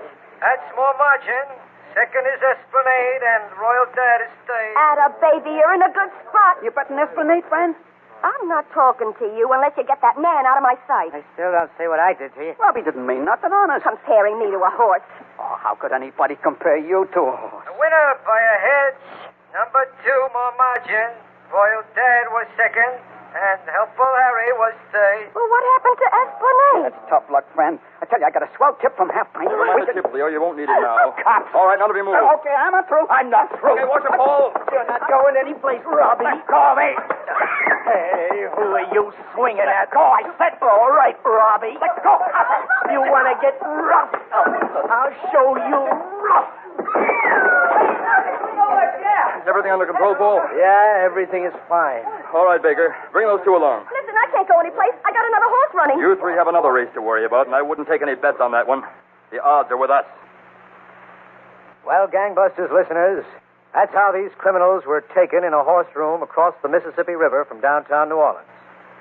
Robbie Bertram has been returned to Louisiana State Prison with a life term in addition to what he was already serving. His companions have received appropriate shorter sentences. Thank you, Superintendent Joseph Charing, for this most absorbing case history.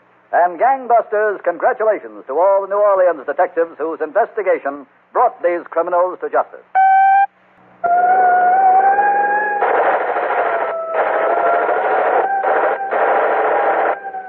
Tonight's case was dramatized by Stan Linnis and directed by George Zachary, with Bill Smith, Gene Ellen, and Ken Lynch in leading roles. Olin Ty speaking. Gangbusters is a Phillips H. Lord production. Originally broadcast 75 years ago, June 11th, 1949, Gangbusters, here on Classic Radio Theater with Wyatt Cox. Visit our webpage at classicradio.stream, classicradio.stream. Dick Kollmar as Boston Blackie, but first, these important words.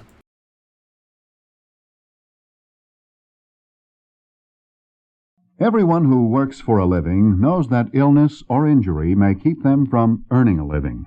Today, more than 9 out of 10 American workers are covered by Social Security, and each one should know that if he becomes severely disabled, he and his family may be eligible for monthly Social Security disability payments. More than 1 million people are now receiving benefits each month under this program. For more information about Social Security disability benefits, write to Social Security, Department 15, Hollywood 28, California, and ask for a free copy of Booklet 29 called If You Become Disabled. Did I ask you to visit our webpage at classicradio.stream? Well, if I didn't, I just did. Now, Dick Kollmar and Boston Blackie, the syndicated series, which also aired on ABC, I believe it was. It may have been Mutual. My memory's not that good anymore. 78 years ago, June 11th, 1946, the case of the disappearing plane. Yeah? Boston, calling Inspector Faraday. I'm Inspector Faraday. One moment, please. Here's your party. Go ahead, Boston. Hello, Faraday. This is Blackie. Blackie, what are you doing out of town? You don't know? I can guess. You talked me into holding John Barnes in the Bradley killing for me to make an arrest. Then you beat it out of town because you knew I didn't have enough evidence to hold him. My, you're ungrateful, Inspector. I found out Barnes had a motive to kill Bradley, didn't I? Yeah? I proved Barnes had an opportunity to kill Bradley, didn't I? Yeah. I also found a witness who did a pretty good job of placing Barnes at the scene of Bradley's death, too, didn't I? Yes, but you didn't clinch the case against him. Didn't I? No. What I need is proof that Bradley was killed with Barnes's gun. I don't have Barnes's gun. Well, you do now, Faraday, because everything that's mine is yours, pal. You've got the murder gun? How'd you get it, Blackie? Where? Up here in Boston. But do you really want to know how I had to be sort of a bad boy to get it? Forget I asked. It's forgotten. In a few hours, Faraday, you'll have the murder gun in your own little hands, and then you can give it to Barnes right in his neck. Blackie, be careful, will you? Why? Barnes's pals aren't the friendly type. They not only want to get that gun, they're going to want to get you.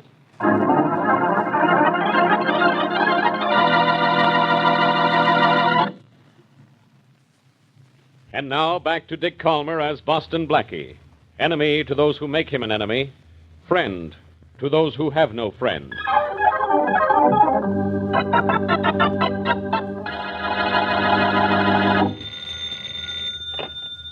Yeah?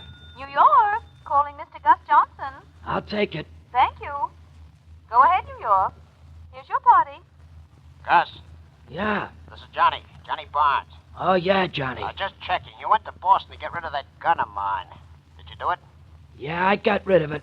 The hard way. It was stolen about an hour ago. I was gonna call you. Stolen? Who stole it? Guess who? Boston Blackie. Yeah. I figured on trouble from him when I heard he followed me here to Boston. By the time I got back to the hotel, he'd already swiped the gun. Where's Blackie now? At his hotel. I got Joe trailing him. That was his last report. Well, get up there and get back that gun. I can't, Johnny. It's too late. Look, you want me to go to the chair? Of course not. Well, I will if you don't find that gun. The cops know I hit it, Bradley. They know plenty more, too, but they need that gun to prove I knocked him off. I know. Then get it back from Blackie. It's registered in my name, and ballistics will prove it was the gun that killed Bradley. If the cops get that gun, I'm finished. What am I to do, Johnny? Blackie sent the gun to Faraday. Air mail. What? Joe was watching him. He couldn't do anything about it. Too many people around. Oh. It's in the mail to Faraday now, huh? Yep. Gus, I got an idea. And you're just the guy who can make it work.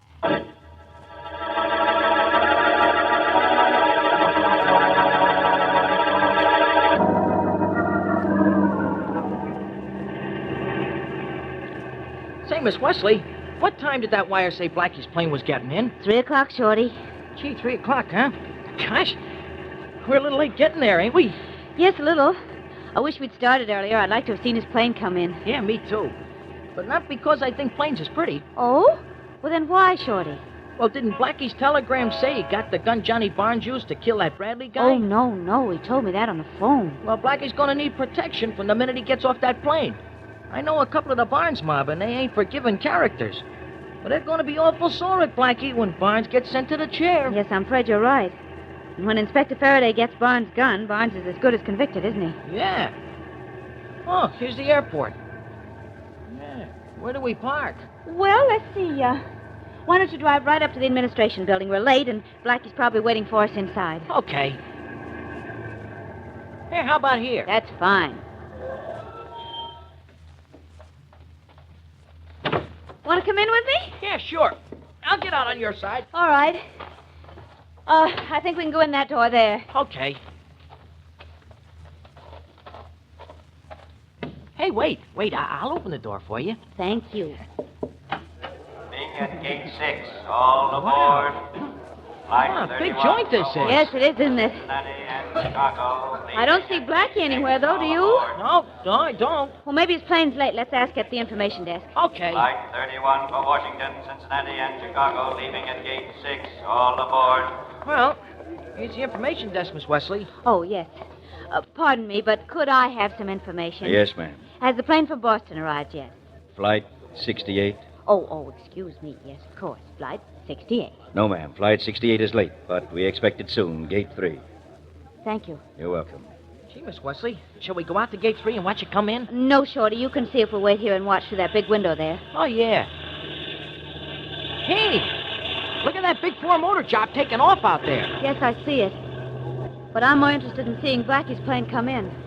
Hey, Miss Wesley, you ain't worried because Blackie's plane is late, are you? I don't know, Shorty. It's just that I have a funny feeling. Oh, Miss Wesley, planes have been late before. Why, sometimes maybe an hour late. They have a flat tire or they get stuck on a sticky cloud Look, Shorty, or something. Inspector Faraday's just come in. 41. Gosh, wonder what he's doing. I don't know, but he sees us. Gosh, you don't think maybe something's gone wrong, huh? Well, I don't know. Wesley. Hello, Shorty. Hello, Inspector. What are you here for? What do you think I'm here for? To meet a train? Well, you're here to meet Blackie too, Inspector Faraday? Yeah. How'd you know? I'm just smart, I guess. You smart? Bad guess. Isn't Blackie's plane in yet? No, Inspector, it's late. I might have known. Blackie's probably telling the pilot how to fly. What plane's Blackie on? Flight 68. Flight 68, huh? Now, it'll be just like Blackie to keep that plane up, so I'll have to wait for hours. Well, I'm waiting. Come in, Flight 68.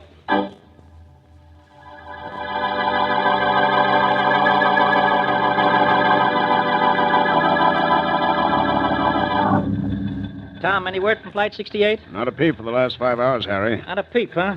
Doesn't seem possible. 4 hours overdue on a flight of an hour and 10 minutes. Have you kept checking? Every 5 minutes. Well, try again, Tom. Okay. New York calling Cross Nation Airways, Flight 68.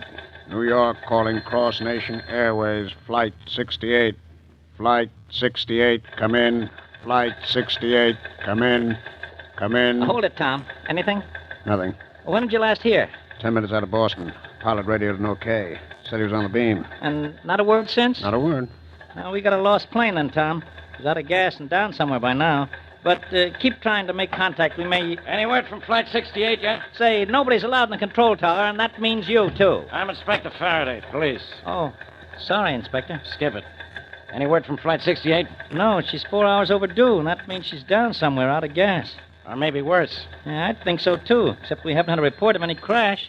You mean the plane's just disappeared? So far it has. Look, let me see that passenger list. There's something crazy about this. Yeah, the passenger list is the craziest thing about the whole flight, Inspector. What do you mean? Well, Flight 68 is a 21-passenger ship. 20 reservations were canceled at the last minute. Huh? That's right. So the plane left Boston with only one passenger. One passenger? Who? A man by the name of Boston Blackie.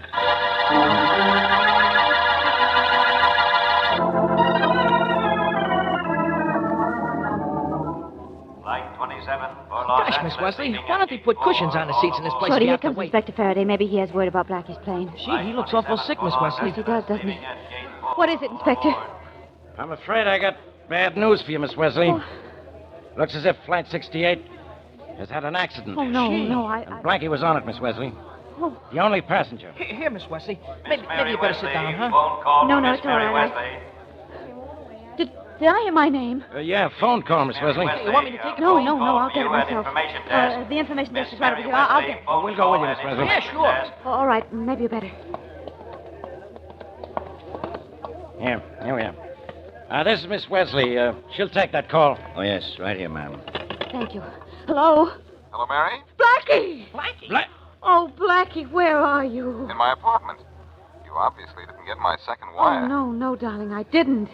My plane reservation was canceled, no flight, so I wired you and took the train. You took the train, but Inspector Faraday was told you were on that plane. Faraday, is he there? Yes, he's right here. Let me talk to him. All right. Here, Inspector, he wants to talk to you. Thanks. Oh, Shorty's all right. Blackie, what's the idea? I thought you were dead. Well, that's about as accurately as you usually think, Faraday. Well, what else could I think? That plane you were going to take has disappeared. You're listed as a passenger, the only passenger. Well, that's crazy, Faraday. The airline told me the plane wasn't even going to fly. Well, it did fly, and carrying one passenger who called himself Boston Blackie, it vanished into thin air. You meet me in my office, Blackie. I got a hunch you can explain this, and I think you'd better.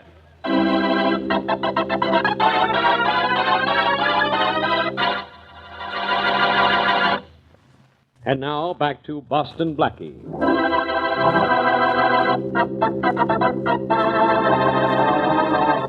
John Barnes kills a man named Bradley and gives the gun to a friend, Gus Johnson, to get rid of in Boston.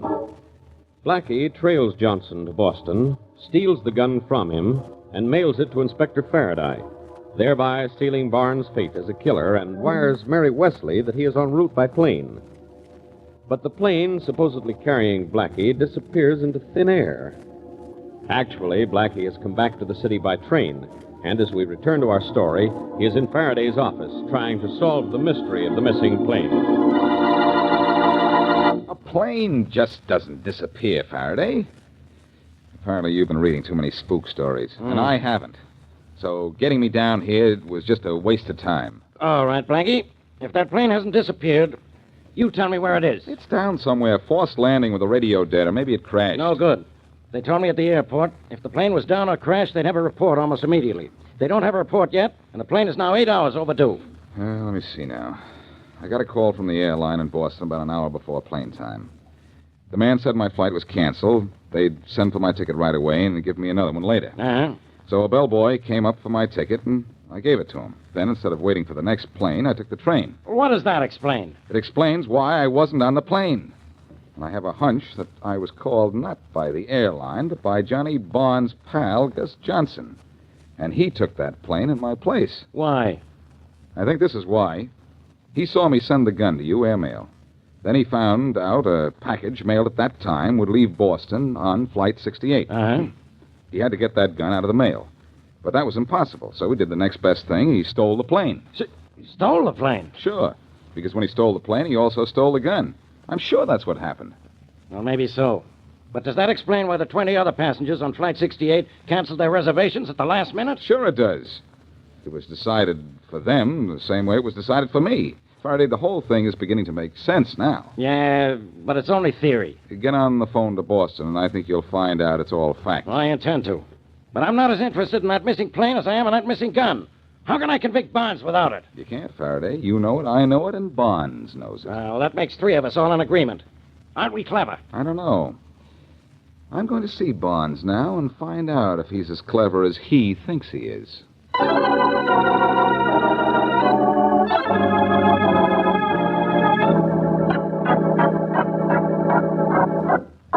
How nice of you to call on me, Blackie. You've come to console me in my trouble, of course. Oh, I don't think you need consolation from me, Barnes. Aren't your close friends doing plenty of weeping and wailing? Not exactly. Look, Barnes, Your pal Gus Johnson told you I sent the gun to Faraday by airmail, didn't he? Did he? I think he did. And I think you found out the gun was being sent on Flight 68 out of Boston. So you saw to it that Flight 68 never reached New York. Oh, say, I just heard on the radio about that unfortunate plane. Fantastic, isn't it? It hasn't crashed, it hasn't made a forced landing, and it hasn't been heard of. Just vanished. Strange, isn't it? I don't think it's strange at all. I think you stole that plane. You think... That's more fantastic than the fact the plane is missing. Now, how could I steal an airplane? Why would I steal an airplane? To get rid of that pistol. It carried evidence that would send you to the electric chair. It was one way for you to steal back your gun. Oh, so you've lost the gun, huh, Blackie? Well, maybe you're the one that needs consoling. Please allow me to be the first to offer. Save it, Bonds. When they start giving out consolation prizes, I think you'll get them all.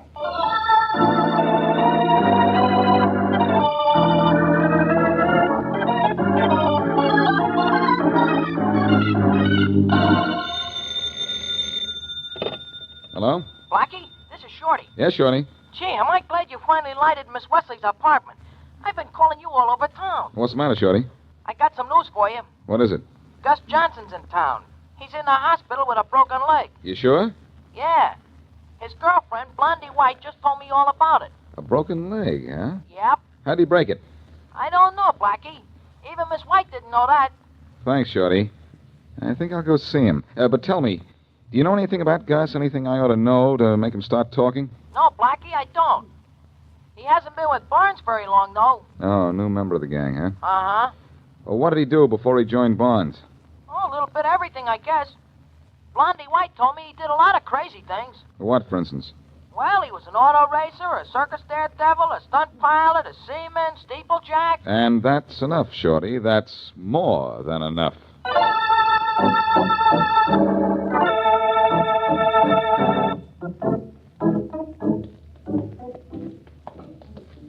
You don't mind coming to the hospital with me, do you, Mary? Are you kidding, Blackie? I'm a nurse, remember? But I'm not a patient. Don't forget that. Oh, nurse. Yes? I mean the nurse behind that desk. You. Oh, nurse. Yes? We'd like to see Gus Johnson. Is it allowed? Oh, yes. Mr. Johnson is resting quite comfortably. He hasn't had a visitor since 3 o'clock. It's 4 now. I suppose you can go right in. Thanks. Which room is he in? Oh, that one right there, 711. Thank you. Come on, Mary. I'm right with you. Here's Johnson's room. Yes, 711. Sure is a lucky number. Too bad he didn't have it before his leg was broken. Yeah. Well, what's the matter? Doesn't he answer? No, Darling, maybe he's asleep. he might be. But it'll be all right if we go in, or the nurse wouldn't have said so. Come on. Oh, yes, he's sleeping all right. See him just like a baby. That baby has a record of 11 arrests and 3 convictions. Oh. Well, let's wake him up. Hey, Johnson. Mr. Johnson? Mr. Johnson. Johnson, Blackie, isn't he going to wake up? No, Mary. Not now or ever. He's got a knife in his heart. Get the nurse quick. Oh, yes, all right. Nurse? Nurse? Can you come here and quickly? What's the matter? It's your patient, Mr. Johnson. Well, what's the matter with him? Nothing except that he has a knife in his heart. But how did that... Nurse, you said Mr. Johnson had a visitor about an hour ago. Who was that? I don't know. I didn't pay much attention. But please, I've got to call a doctor and get the police. In just a minute. Was the visitor a man? Well, yes, but I can't remember what he looked like.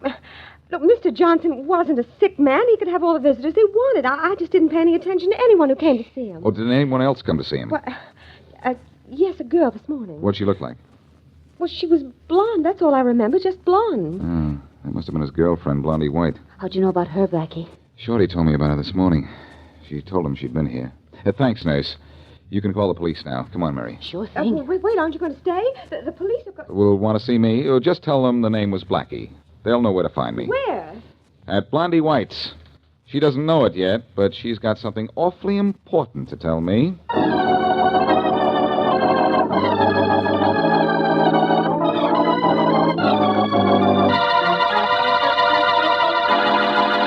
hope you don't mind my coming to see you so soon after Gus's death, Miss White.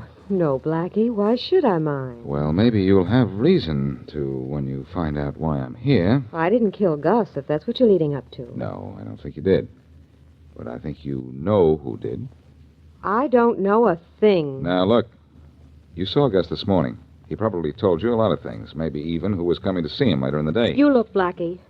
Gus is dead, and that's trouble enough for me for one day. I'm not going to shoot my mouth off and get a dose of the same thing Gus got. But you do know who came to see Gus this afternoon. I said I wasn't talking. You don't have to be afraid of me, Miss White. I'm not scared of you. You didn't kill Gus. You're afraid of the man who did. Look, when you know something that isn't healthy to talk about, you don't talk about it. I understand that. But do you know what you're doing by keeping quiet? You're protecting the man who killed Gus. No, I'm not. I'm just protecting myself. Well, I'll fix it so you won't need protection. Will you talk then? I don't know. Look, I'll make a bargain with you. If I promise to send Johnny Barnes to the chair for killing Bradley, will you tell me who killed Gus? Sure. Thanks, Miss White. What? Thanks a lot. Thanks for what? In the one word sure, you told me who killed Gus. It was Barnes. You don't know that. Oh, yes, I do, Miss White. You promised to tell me who killed Gus if I sent Barnes to the chair for killing Bradley. That means he couldn't scare you anymore. Stick by me, and I'll get him for sticking a knife into your boyfriend, too.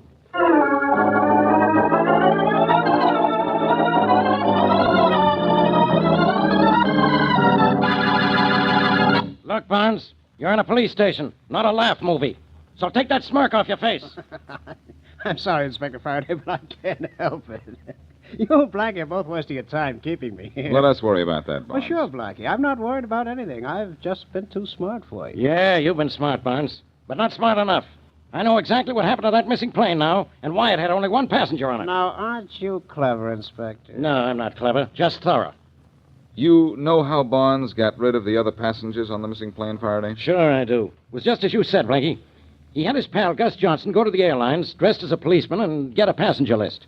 Then Johnson and his pal Joe called up all the passengers, pretended to be airline ticket agents, and canceled their reservations.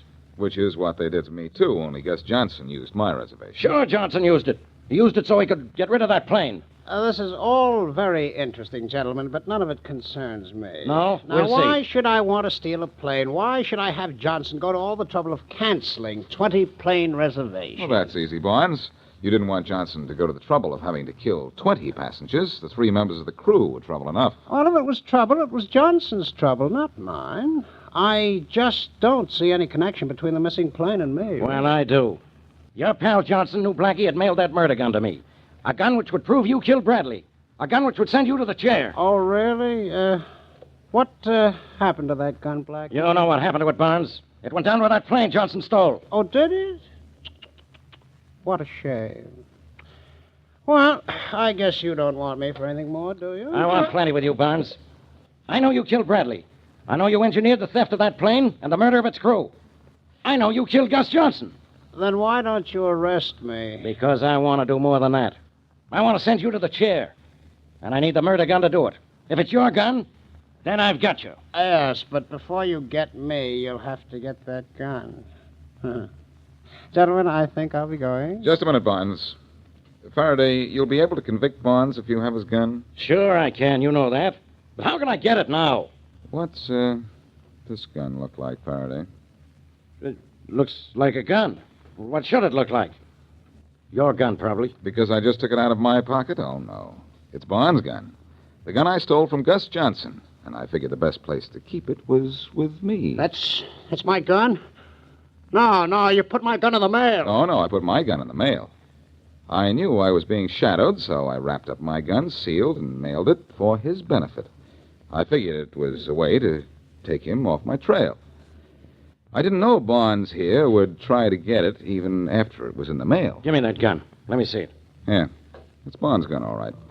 And I think ballistics tests will show it was the gun that killed Bradley. Blackie, one of these days... Sit where you are, Barnes. Get used to sitting in a chair.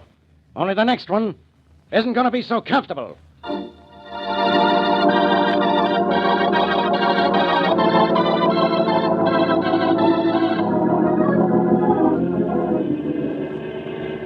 Where are we driving, Blackie? Out in the country to see Blondie White. You mind? No, I should say not. She helped you solve a murder case. She did more than help me, Mary. She was all the proof I needed that Barnes killed Gus Johnson. She kept her promise to tell me who killed Gus as soon as I proved Barnes killed Bradley. How did she know Barnes killed Gus? Well, Gus told her Barnes was coming to see him at 3 o'clock. A medical examination showed Gus was killed at about that time, and he hadn't had any other afternoon visitors besides us. Oh, I know why Gus was killed.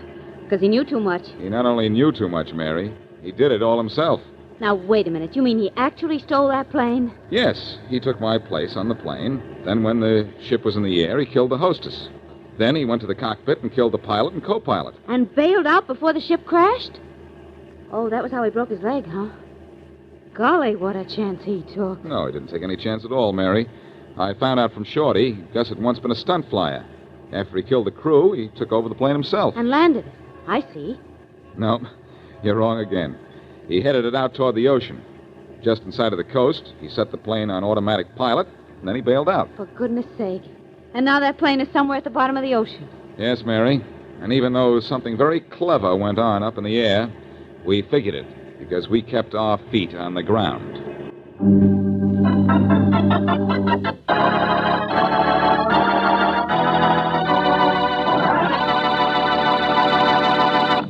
From 78 years ago, June 11th, 1946, Dick Kollmar as Boston Blackie. Comedy tomorrow with the Eddie Cantor Pabst Blue Ribbon Show, Father Knows Best, Dean Martin and Jerry Lewis, Jack Benny, and Lum and Abner. And that'll be coming up on Wednesday. Thursday, the Chase and Sanborn Hour, the Great Gildersleeve, another episode of Jack Benny, also another episode of Superman. And then we'll wrap up the week on Friday with more comedy. Screen Directors Playhouse presentation of Ghost Breakers, starring, of course, Bob Hope. Fibber McGee and Molly from 1937. You Bet Your Life, starring Groucho Marx. My Friend Irma and Claudia. And that wraps up the week. And then we'll get to Crime on Saturday again, with Crime and Peter Chambers. This is Your FBI. Yours truly, Johnny Dollar. Suspense and Claudia. That's all coming up in the days ahead here. But right now, we'll head out to the west coast of the United States for an episode of Calling All Cars from 89 years ago, Stolen Bonds.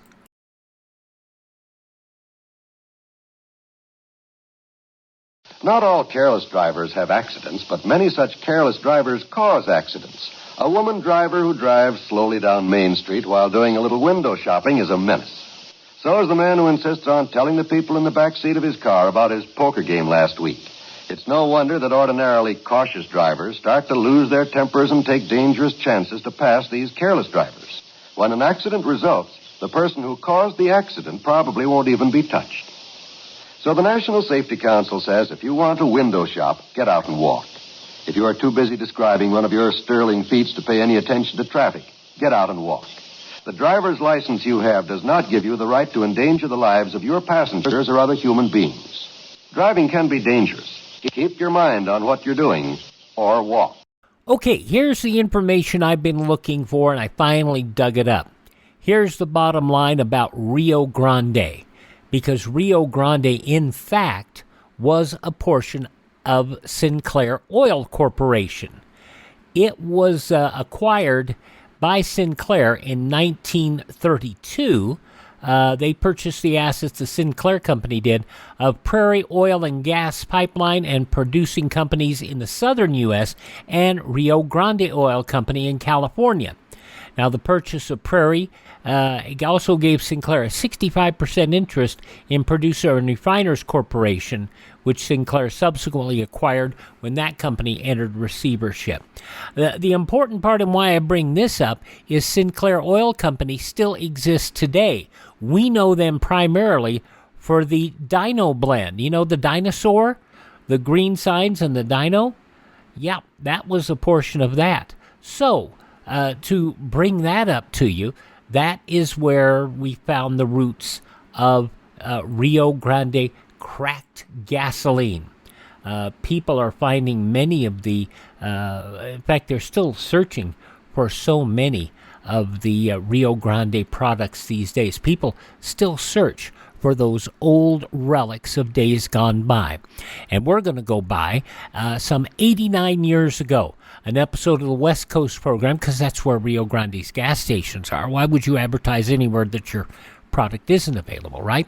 Calling All Cars, 89 years ago, June 11th, 1935, dealing with Pretty Boy Floyd's gang, dealing with stolen Liberty bonds.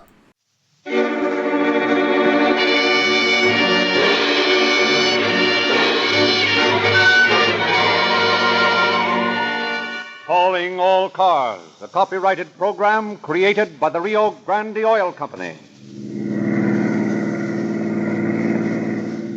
Los Angeles Police calling all cars. Attention all cars to broadcast number 81 regarding the operation of a hot bond mob operating in Los Angeles.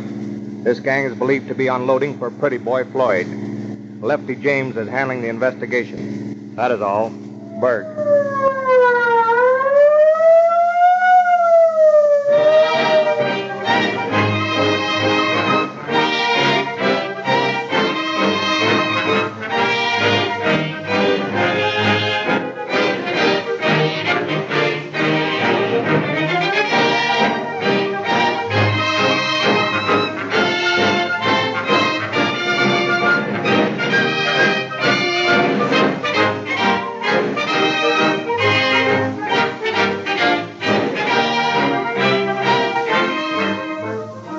It is a holiday for Officers Erickson and Donahue.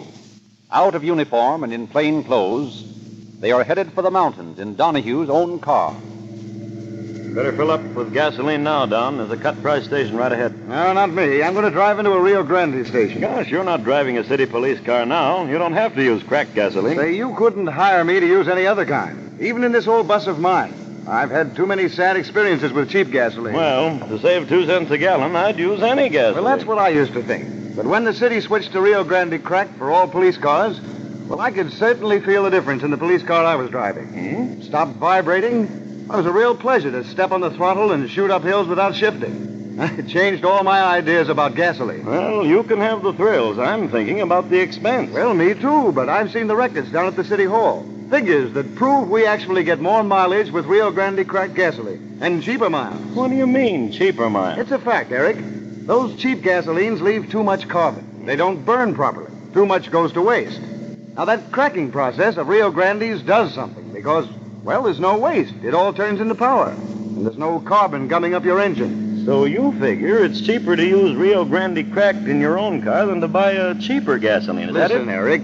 Those chemists at the city hall are smart babies. Yeah, I know They've that. tested all the gasolines, and they're buying Rio Grande cracked for all the city cars because they know it's the best buy on the market. And that goes for a lot of other cities, too. Why, do you suppose Oakland and Berkeley, Merced, Fresno, Los Angeles, and many cities and counties in Arizona would specify Rio Grande cracked unless they knew they were getting more for their money? No, maybe you're right, Don. Well, there's no maybe about it. I'm banking on the city records. I know Rio Grande cracked is the best and cheapest gasoline I can buy.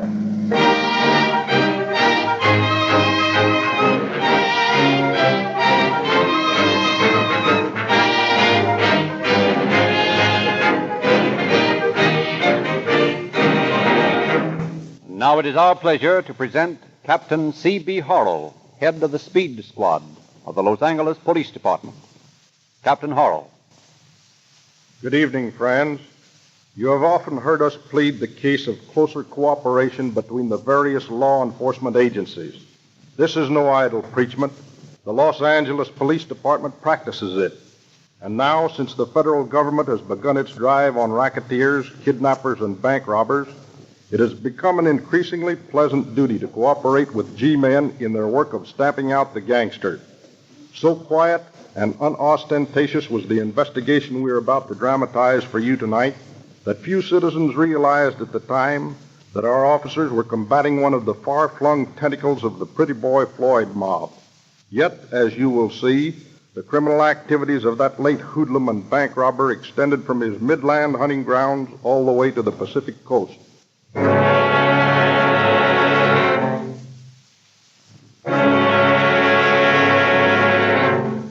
We want to see the boss. Why, he's not in now. Come on. Don't hand us that stuff. He's in all right, and he'll talk to us. Get out of the way, Mug. Hi. Hello, boys. I was just thinking of you. Yeah, I bet. Hey, won't you sit down? We're only going to take a minute. And what we can say is we're going to say on our feet. What's the idea of sending back them 5 extra barrels of beer? Boys, I can't possibly sell more than 10 barrels a day. From now on, you're taking 15. Well, I can't do it, boys. And where's your protection money? You didn't kick in this week. Well, I don't need to pay for protection, boys. I get all the protection I need from the police. Oh, yeah? In that case, you better take 20 barrels a day. I won't do it, boys. You'll ruin me. You're taking 20 barrels a day. I'll get my beer from somebody else first. Is that final, Blackie? Yes. That's all we wanted to know.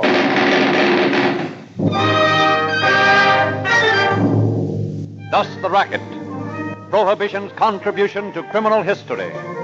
Beginning with the $1 million bootleg business, it spread its tentacles to the trucking industry, the building trades, the cleaners and dyers.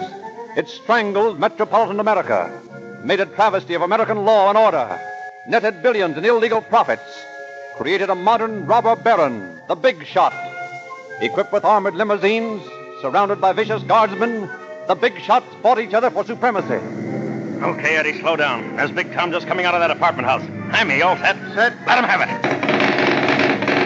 Okay, Eddie, get going. Hey, Mike, you bumped off a kid. Well, what's the difference? I rubbed out Big Tom, didn't I?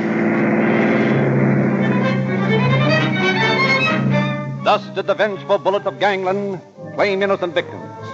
Outraged America clamors for action, but the local authorities are powerless. Then the federal government throws its forces into the battle. At the headquarters of the Secret Service in Washington. You sent for me, Chief? Yeah, got a job for you. Yes, sir. The federal government is going into the wholesale crook catching business. We're going to clean up the racket. On what charges? There aren't any federal laws we can get them on excepting violation of the 18th Amendment. And the government can't appropriate enough funds to bolster up the local enforcement authority. Now, wait a minute. That's all going to be changed. The president has promised to ask Congress for more stringent legislation on a number of charges. But there's one charge we can work on right now. What's that? Violation of the income tax law. These gangsters are making millions, and not a single one of them is paying income tax. Go out and build up a case against them. And the Attorney General will prosecute her to the limit. Yes, sir.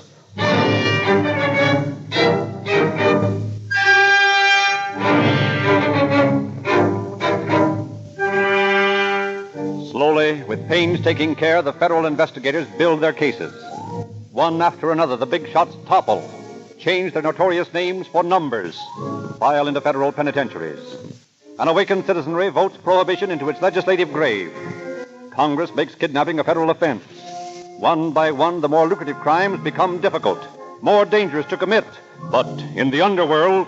Yeah, looks like they'll force us guys to go straight. Yeah? Yeah, there ain't no more liquor racket, and don't want to swing for kidnapping, do you? No, but before I'd go straight, I'd snatch purses. Yeah, that's about all that's left after the second story work. Well, you're forgetting the place where there's a big payoff. Yeah, what's that? The banks. Get the door where it's kept. Oh, that's running a chance. You might get killed. What of it? From now on, it's them or us. So Prohibition indirectly spawned the most daring breed of bank robbers in history. John Dillinger. Babyface Nelson. Pretty Boy Floyd. No cracksmen these, no snooping romantic midnight prowlers. Theirs is the direct method. Clay Center, Kansas. Well, Mr. Potts, I think we'll be able to arrange that mortgage for you. That's fine. If I can get my hands on that money, I'll be able to put in a new silo. Take 'em up. What? Yeah, what? Merciful This heaven. is ice. I'll make no passes, no burglar alarms, mister. I'll let you have it. I wasn't. You better not. I got men with Tommy guns all around the joint. Now shove out all the dough you got in your till there. But... Come on, let's have it. All right. It ain't much, but when we get what's in the safe... The safe? Sure, you'll have the back door open. One of my boys going through the safe now. But all we've got back there is bonds. They belong to our customers. Now, what do we care? They're worth dough to us. Well, I got all there was to get, Floyd. Good. About how much? How about $30,000? That's fair enough. Now, listen, you two guys. My boys will be outside with their tomcats on the door. It won't be healthy for you to stick your noses out of this joint for 15 minutes.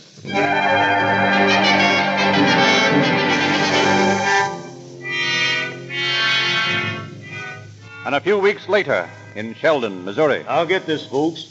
No cause for alarm.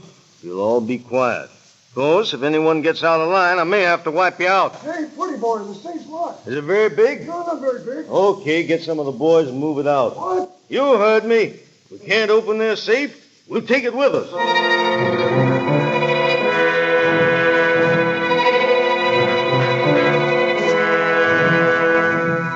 Thus, the modus operandi of the Pretty Boy Floyd mob, which swept across the Middle West during 1933 and 34.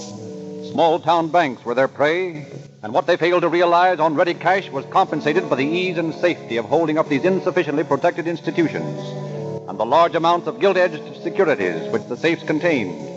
Securities representing the life savings of the merchants and farmers of these rural communities, left with the bank for safekeeping. But hot bonds are dangerous possessions.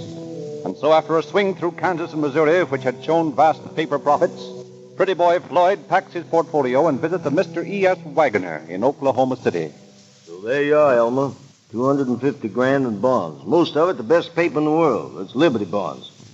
How much will you give me for them? $250,000.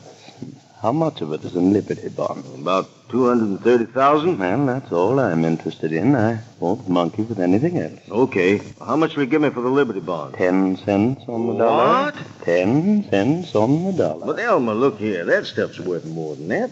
Why, lots of them never had the coupons clipped. Oh, I can't let them go for that. And that's my price. Why, that'd mean that I'd only get 23 grand out of them holdups. And I got to cut that stuff 5 ways. Well, that's your problem, not mine. Well, make it 25 cents on the dollar, and I'll let you have it. Not a penny over 10 cents. But listen, No use arguing, pretty boy. Those bonds are hot. Why, they're harder to get rid of than marked money. I'd rather float 5 grand of that Lindbergh ransom money than monkey around with stolen Liberty bonds. Why? Why? Because those bonds aren't only numbered, but they have the subscriber's signature on them. Why, you have to commit forgery to get rid of them. Another thing, there isn't a town in 1,000 miles of here where I can unload them.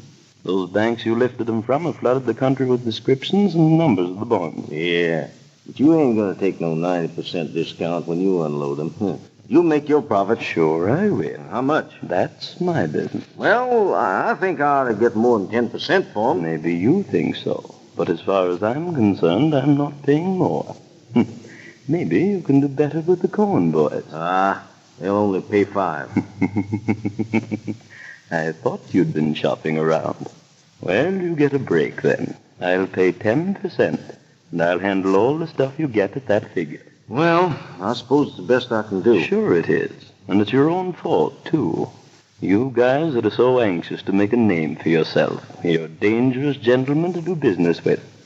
If you didn't make so much fuss when you knocked over a bank, and if you didn't get your pictures in all the papers, well, I might be able to make you a better price. Well, I'm going to get smart. I'll pull my next job at night. Oh, no, you won't. You're more interested in your reputation as a professional bad man than you are in a payoff. You can't have both. I don't like your lip, Elmer.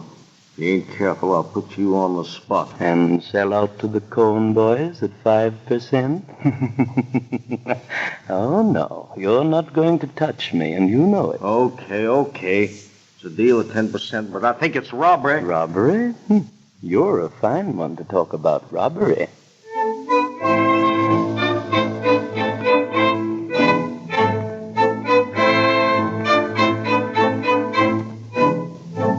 Three months pass, and then one August day in 1933, Elmer Wagoner arrives in Los Angeles, registers at a downtown hotel as E.J. Spaulding, meets 2 friends at a speakeasy on Hill Street.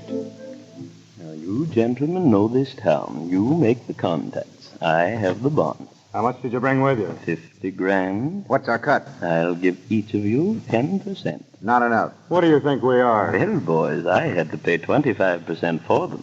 You're probably lying. Even if you did, you can afford more than 10%. Well, I don't really see how I can. I'm running an awful risk. Yeah, how about us? We ain't going to run into no federal beef for buttons. Well, boys, now we don't want to argue about the thing. Maybe we can make a deal. What do you think is fair? 25%. Split between you? No, a piece. Oh, come on, boys. I don't make anything that way. Not much you don't. Now, look here. I tell you what I'll do. I'll meet you halfway. Now, you know that your figure is a little too high. And you know that my figure is, well, maybe a trifle low. How about 15% fees? Well, that's fair enough. Okay. It's a deal then. Now, where do we start? Well, I know a guy at a jeweler store. I got contacts at several banks.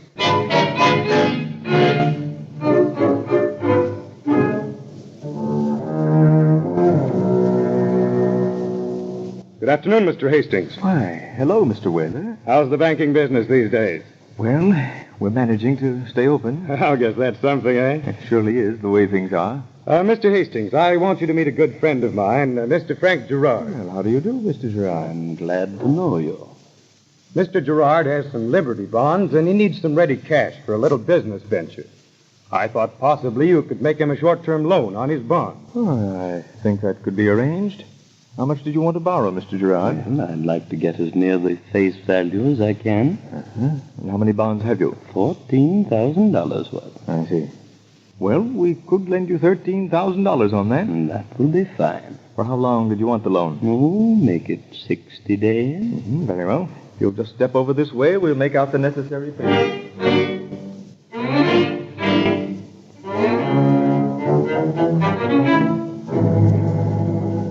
Thus forging the signatures of the owners of the bonds, Wagner unloads thousands of dollars worth of securities. But he does not reckon on the thoroughness with which Liberty bond transfers are checked. For within a few days, Chief of Police Steckel of the Los Angeles Police Department receives a message which causes him to summon Lieutenant Lefty James, head of the gangster detail, into his office. Lefty, some of those bonds stolen by Pretty Boy Floyd last spring are turning up here in town. Yeah? Yes. Downtown Bank made a loan last week to a man who posed as the owner of $14,000 worth of Liberty bonds.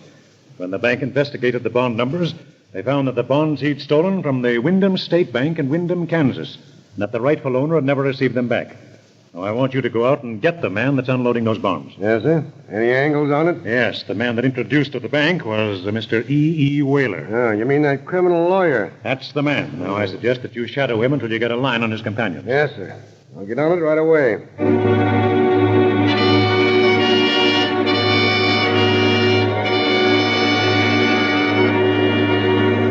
For 2 days, Lefty James shadows Whaler, watches him meet with Cole and Wagner. Cole, he knows, is a former member of the Hastings gang in Kansas City, a man who has done time for forgery. With Wagner, he is not acquainted.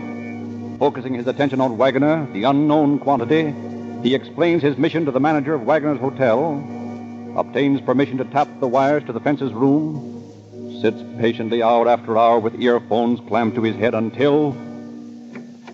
Hello, Lefty. Oh, hello, Steve. Chief sent me up to relieve you so you could grab a bite of dinner. Swell. Heard anything? Nothing important in 2 days. Well, that's the way it goes. You never know. Quiet. There's a call now. Hello? Hello, Elmer. This is Elgin Cole. Yes, Elgin. I got a lead on a customer for some of those bonds. Yes? Who?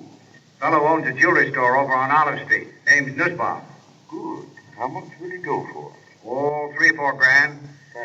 I'll meet you down at the place in about 15 minutes. And bring those bonds with you. Don't worry. I will. Well, it sounds like business. What's that, Lefty? They're going to try to unload some stuff on old man Nussbaum, the jeweler. Old man Nussbaum's a friend of mine. Hand me that phone, will you? Here you are.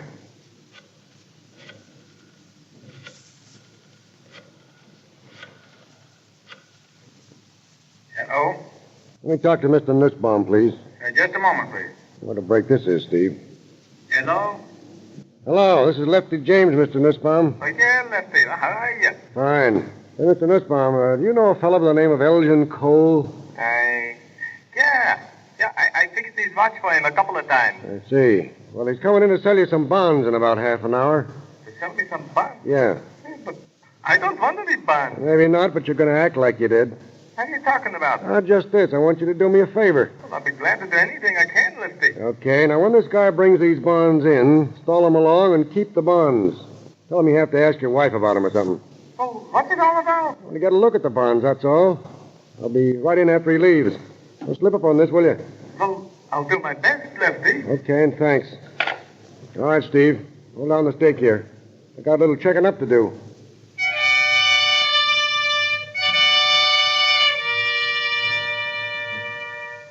Well, Mr. Nussbaum, did you get the bonds? Did I get the bonds? Yeah, I did, and for the job it was, I had to tell 101 lies. Yeah. Where are the bonds? Well, right here. But you better not take too much time with him because he said he was coming back in half an hour. I only need 5 minutes. Let's see. Serial number 618. 609, 10, 11, and 12. Issued to Gus Nixon.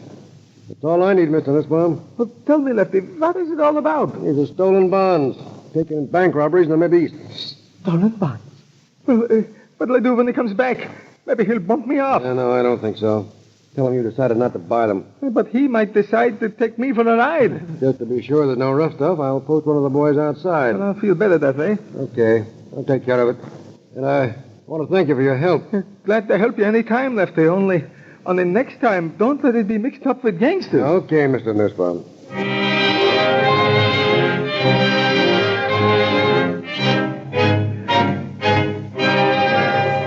James checks the serial numbers on the bonds with the Treasury Department in Washington. Quickly, he receives a reply. Well, Chief, I'm on the right track. Well, how's that? Washington reports that the serial numbers of those bonds this fellow Spaulding was trying to sell were stolen from the Osho, Kansas State Bank. Great work. When are you going to arrest him? As soon as I find out how much of the stuff he's got with him. Yeah, that's right. We want to reclaim as much of the property as we can. Yes, sir. I'm going to stick on that tapped wire, and as soon as I get a chance, I'm going through that bird's room.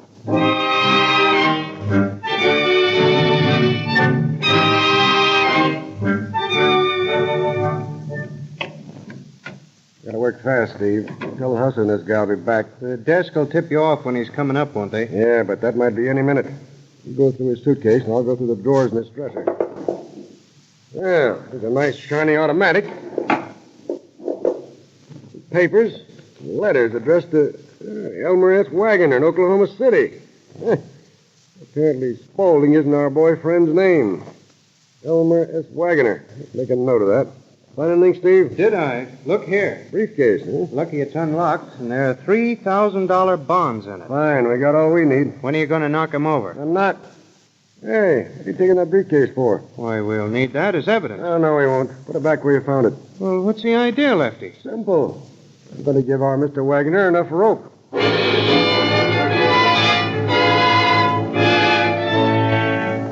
I don't get you at all, Lefty. Letting that guy go? I'm not letting him go, Steve. What good is he to us with only $3,000 worth of stolen bonds on him? If we pinch him now, we'd never locate the rest of the stuff. Oh, I'm beginning to get it. Wait a minute. There's a call coming in. Hello, Wilder.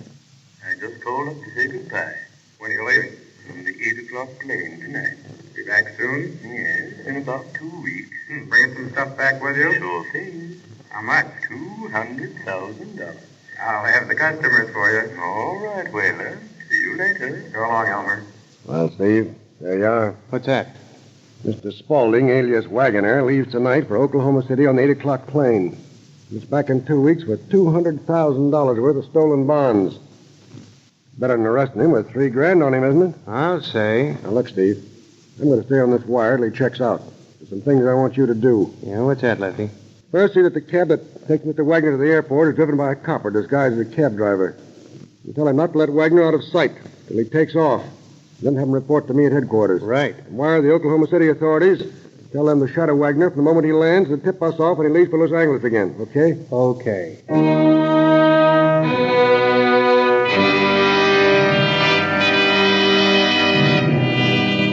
So quite without knowing it, Elmer Wagoner leaves Los Angeles with a police escort. Every move he makes is reported to Lefty James by the Oklahoma City authorities. Finally, on August 5th, James receives a long-distance call. Hey, Lefty, Oklahoma City calling you. Well, hope it's good news. Hello. Hello, Lieutenant James? Yeah. This is Moffett in Oklahoma City. Oh, yeah, Moffett. What do you got for me? Your man Wagner just left Oklahoma City by plane for Los Angeles. Great, great. He's carrying a black bag with red trim. Okay. When'd that plane get in here? Arrives at 4:35, I believe. Thanks a lot, Moffett. I want to congratulate you boys over there and the way you've helped us. Not at all. Glad to do it. Okay, old man. If I can return the favor sometime. Goodbye. Right. Come on, Steve. We got a date at the airport.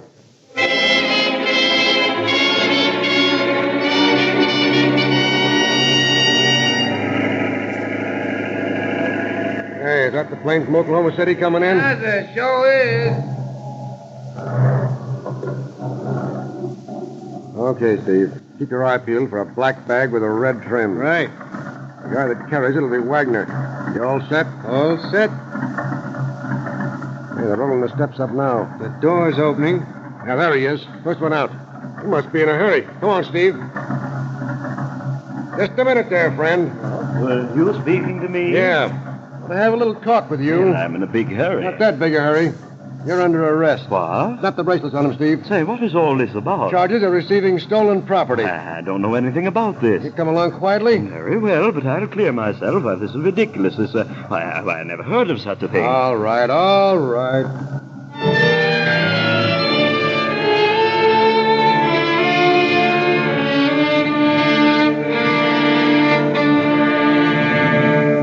Well, Mr. Wagner, now that you've had some time to think it over, what have you to say? Nothing. I'm innocent, that's all.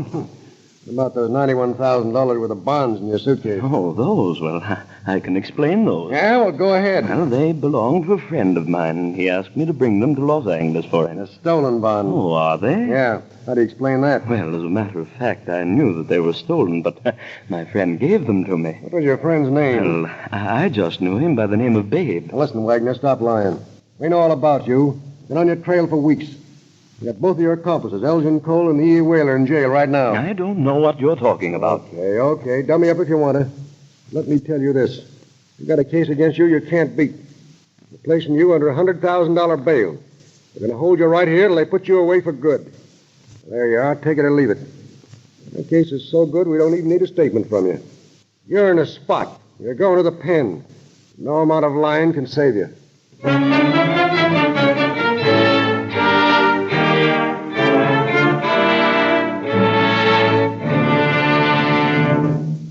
And Elmer Wagner did go to the penitentiary, along with his pals Elgin Cole and E. Whaler.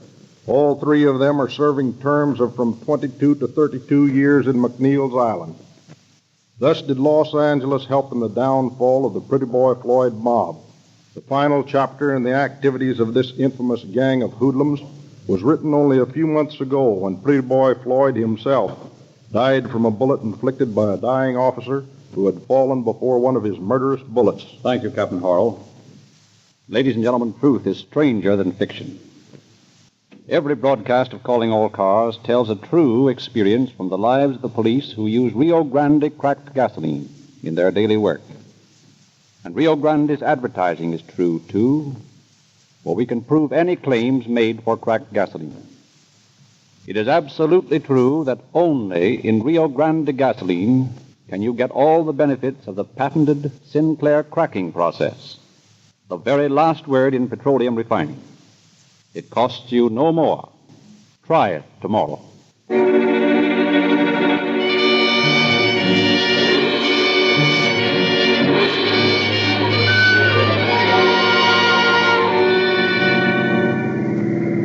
Los Angeles Police calling all cars. Attention all cars. The cancellation of broadcast number 81 regarding a hot bond mob operating in Los Angeles. This gang is now in custody. That is all. Berg.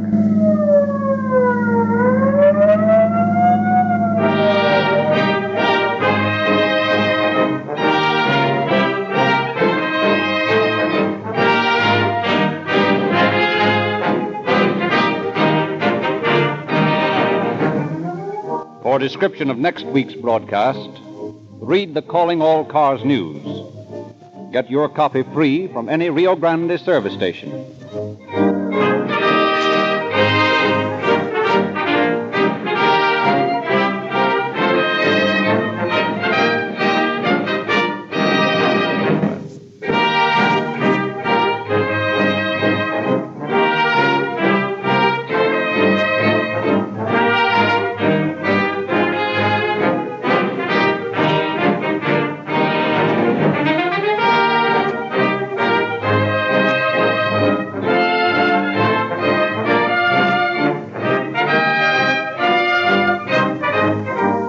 This is your narrator, Charles Frederick Lindsley, bidding you good night for the Rio Grande Oil Company. 89 years ago, June 11th, 1935, Calling All Cars here on Classic Radio Theater with Wyatt Cox. Visit my webpage, classicradio.stream. You can stream our shows and learn about building a classic radio collection of your own. You can find our social media links there. You can also buy me a coffee. Buy me a coffee money would be greatly appreciated. And now we're going to wrap this episode up with an episode from 83 years ago of Superman, Dr. Deutsch, and the Radium Mine. In a moment.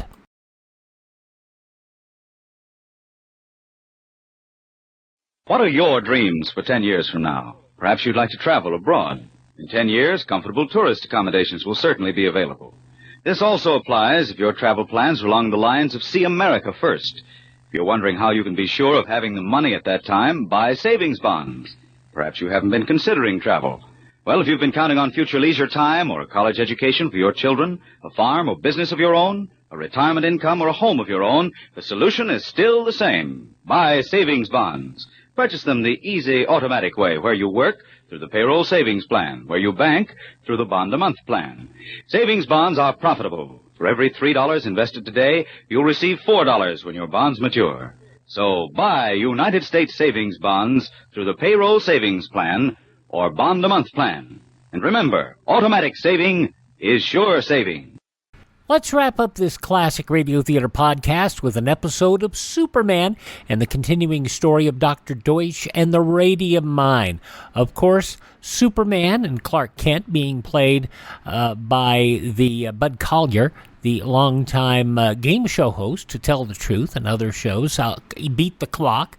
Also, Jimmy Olsen is being played by Jackie Kelk, whose best-known radio role was that of Homer Brown in the original Henry Aldrich series.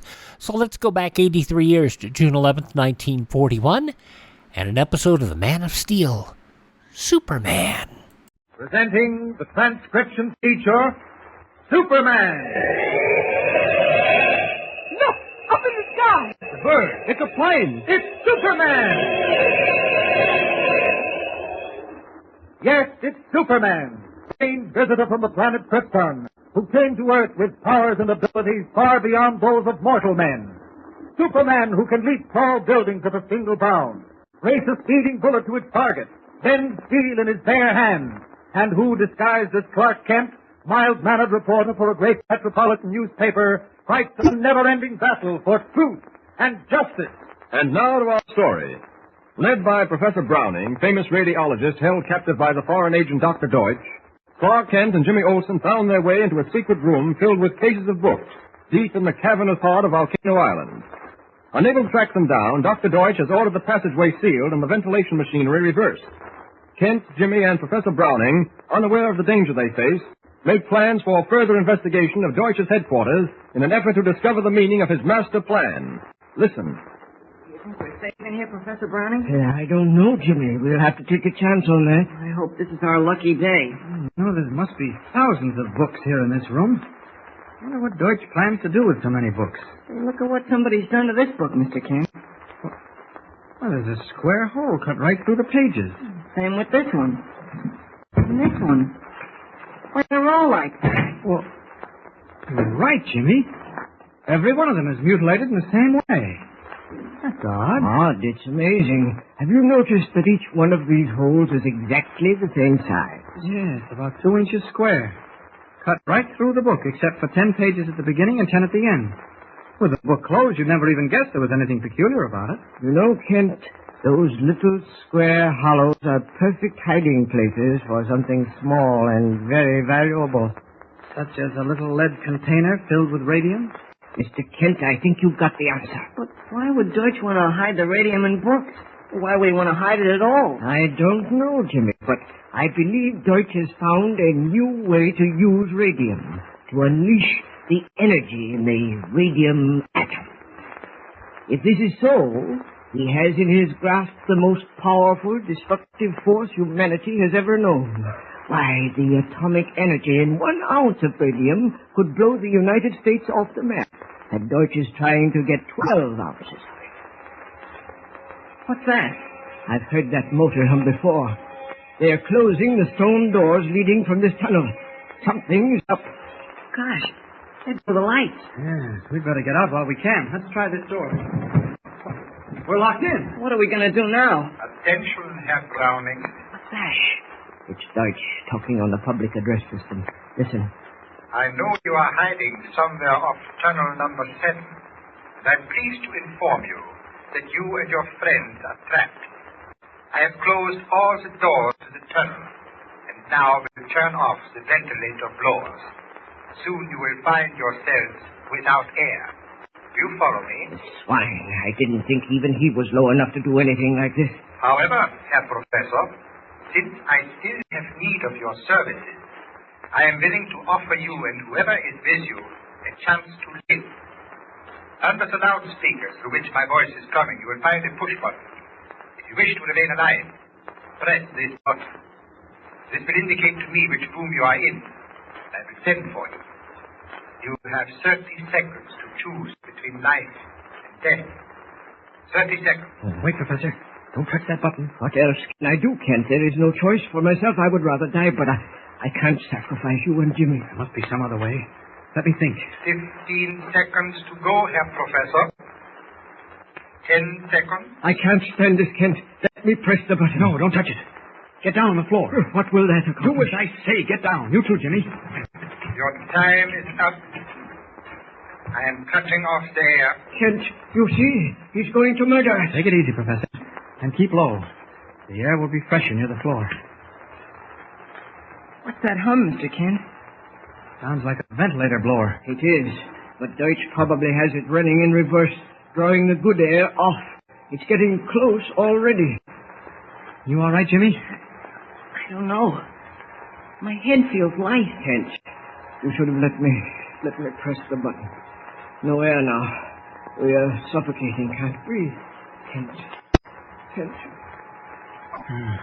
out. I wonder how long Jimmy can take it. Jimmy! Out too. Good. Now I can get to work. As Superman. I'll have that door broken down in a moment. Here goes. What's that? Sounds like a dog barking. What? Coming from under the floor. It must be Storm. Here now. Right under this pile of books. Let's clear them away. Must be an opening of some sort here. Yes, here it is. Trap door. Here's the handle. One good pull should tear that loose. Now. There we are. Storm. An abandoned passageway. Now to get the professor and Jimmy out of here. Better not let them see me as Superman. Jimmy! Come on, Jimmy, wake up. What's happened? You fell asleep when the air went bad. Take a few deep breaths now.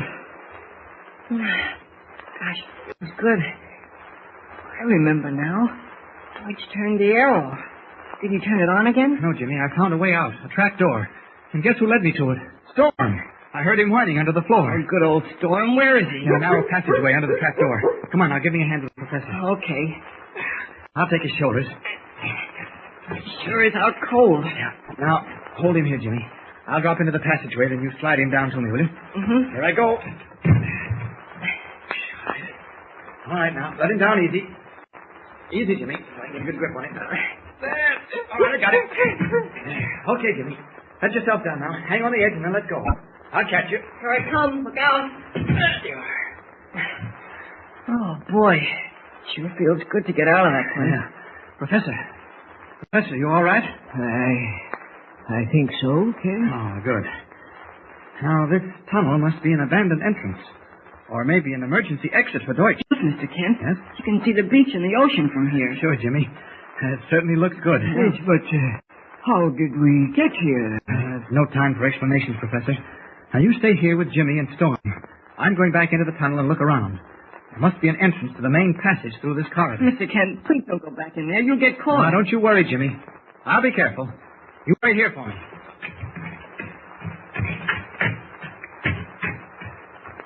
I'd like to sneak up on my friend Deutsch as Superman. Get some more information. Should be a passage linking up with Deutsch's private office. There's that ladder I noticed on our way out. I'll see where it leads to.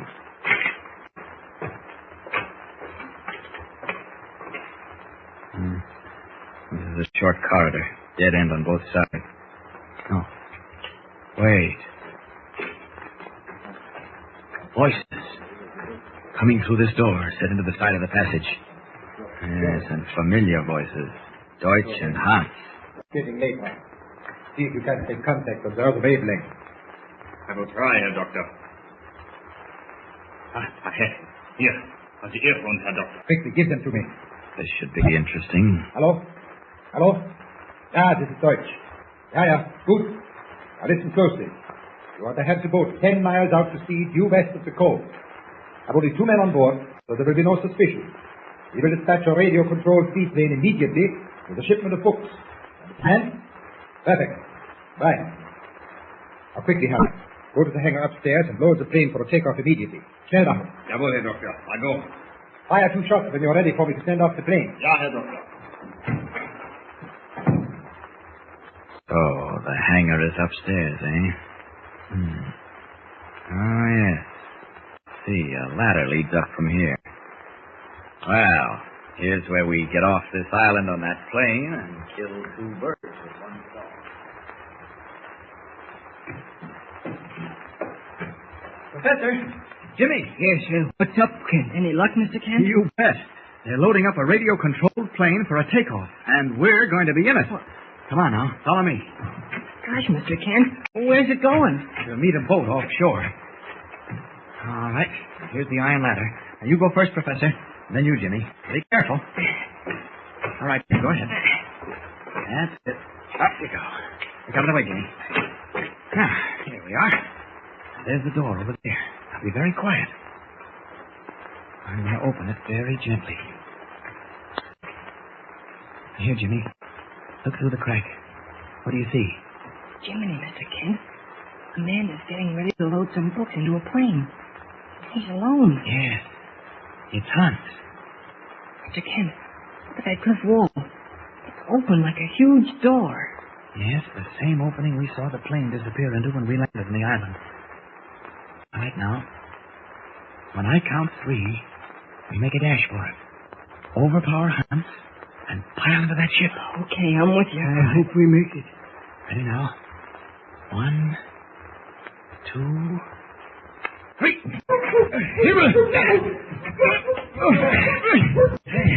That takes care of our friend Hans.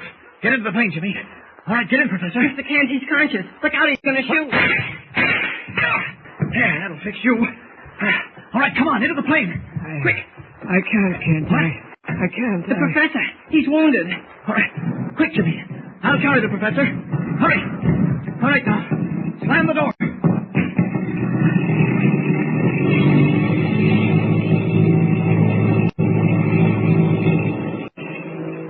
What will Kent and Jimmy find when the radio-controlled plane comes to rest near the boat? Whose boat is it? And why is Deutsch shipping the strange books away from Volcano Island? There are thrills ahead, thrills and excitement. Be sure to listen in. Don't forget, tune in again for the next thrilling episode with Superman. Look, up in the sky. It's a bird. It's a plane. It's Superman. 83 years ago, June 11th, 1941, Superman, here on Classic Radio Theater with Wyatt Cox. Thank you so much for making us a part of your Tuesday. Comedy tomorrow and Thursday and Friday. So we'll have 3 days of comedy here in the middle of the week. A little bit of a change, and then we'll get back to some drama as the weekend approaches.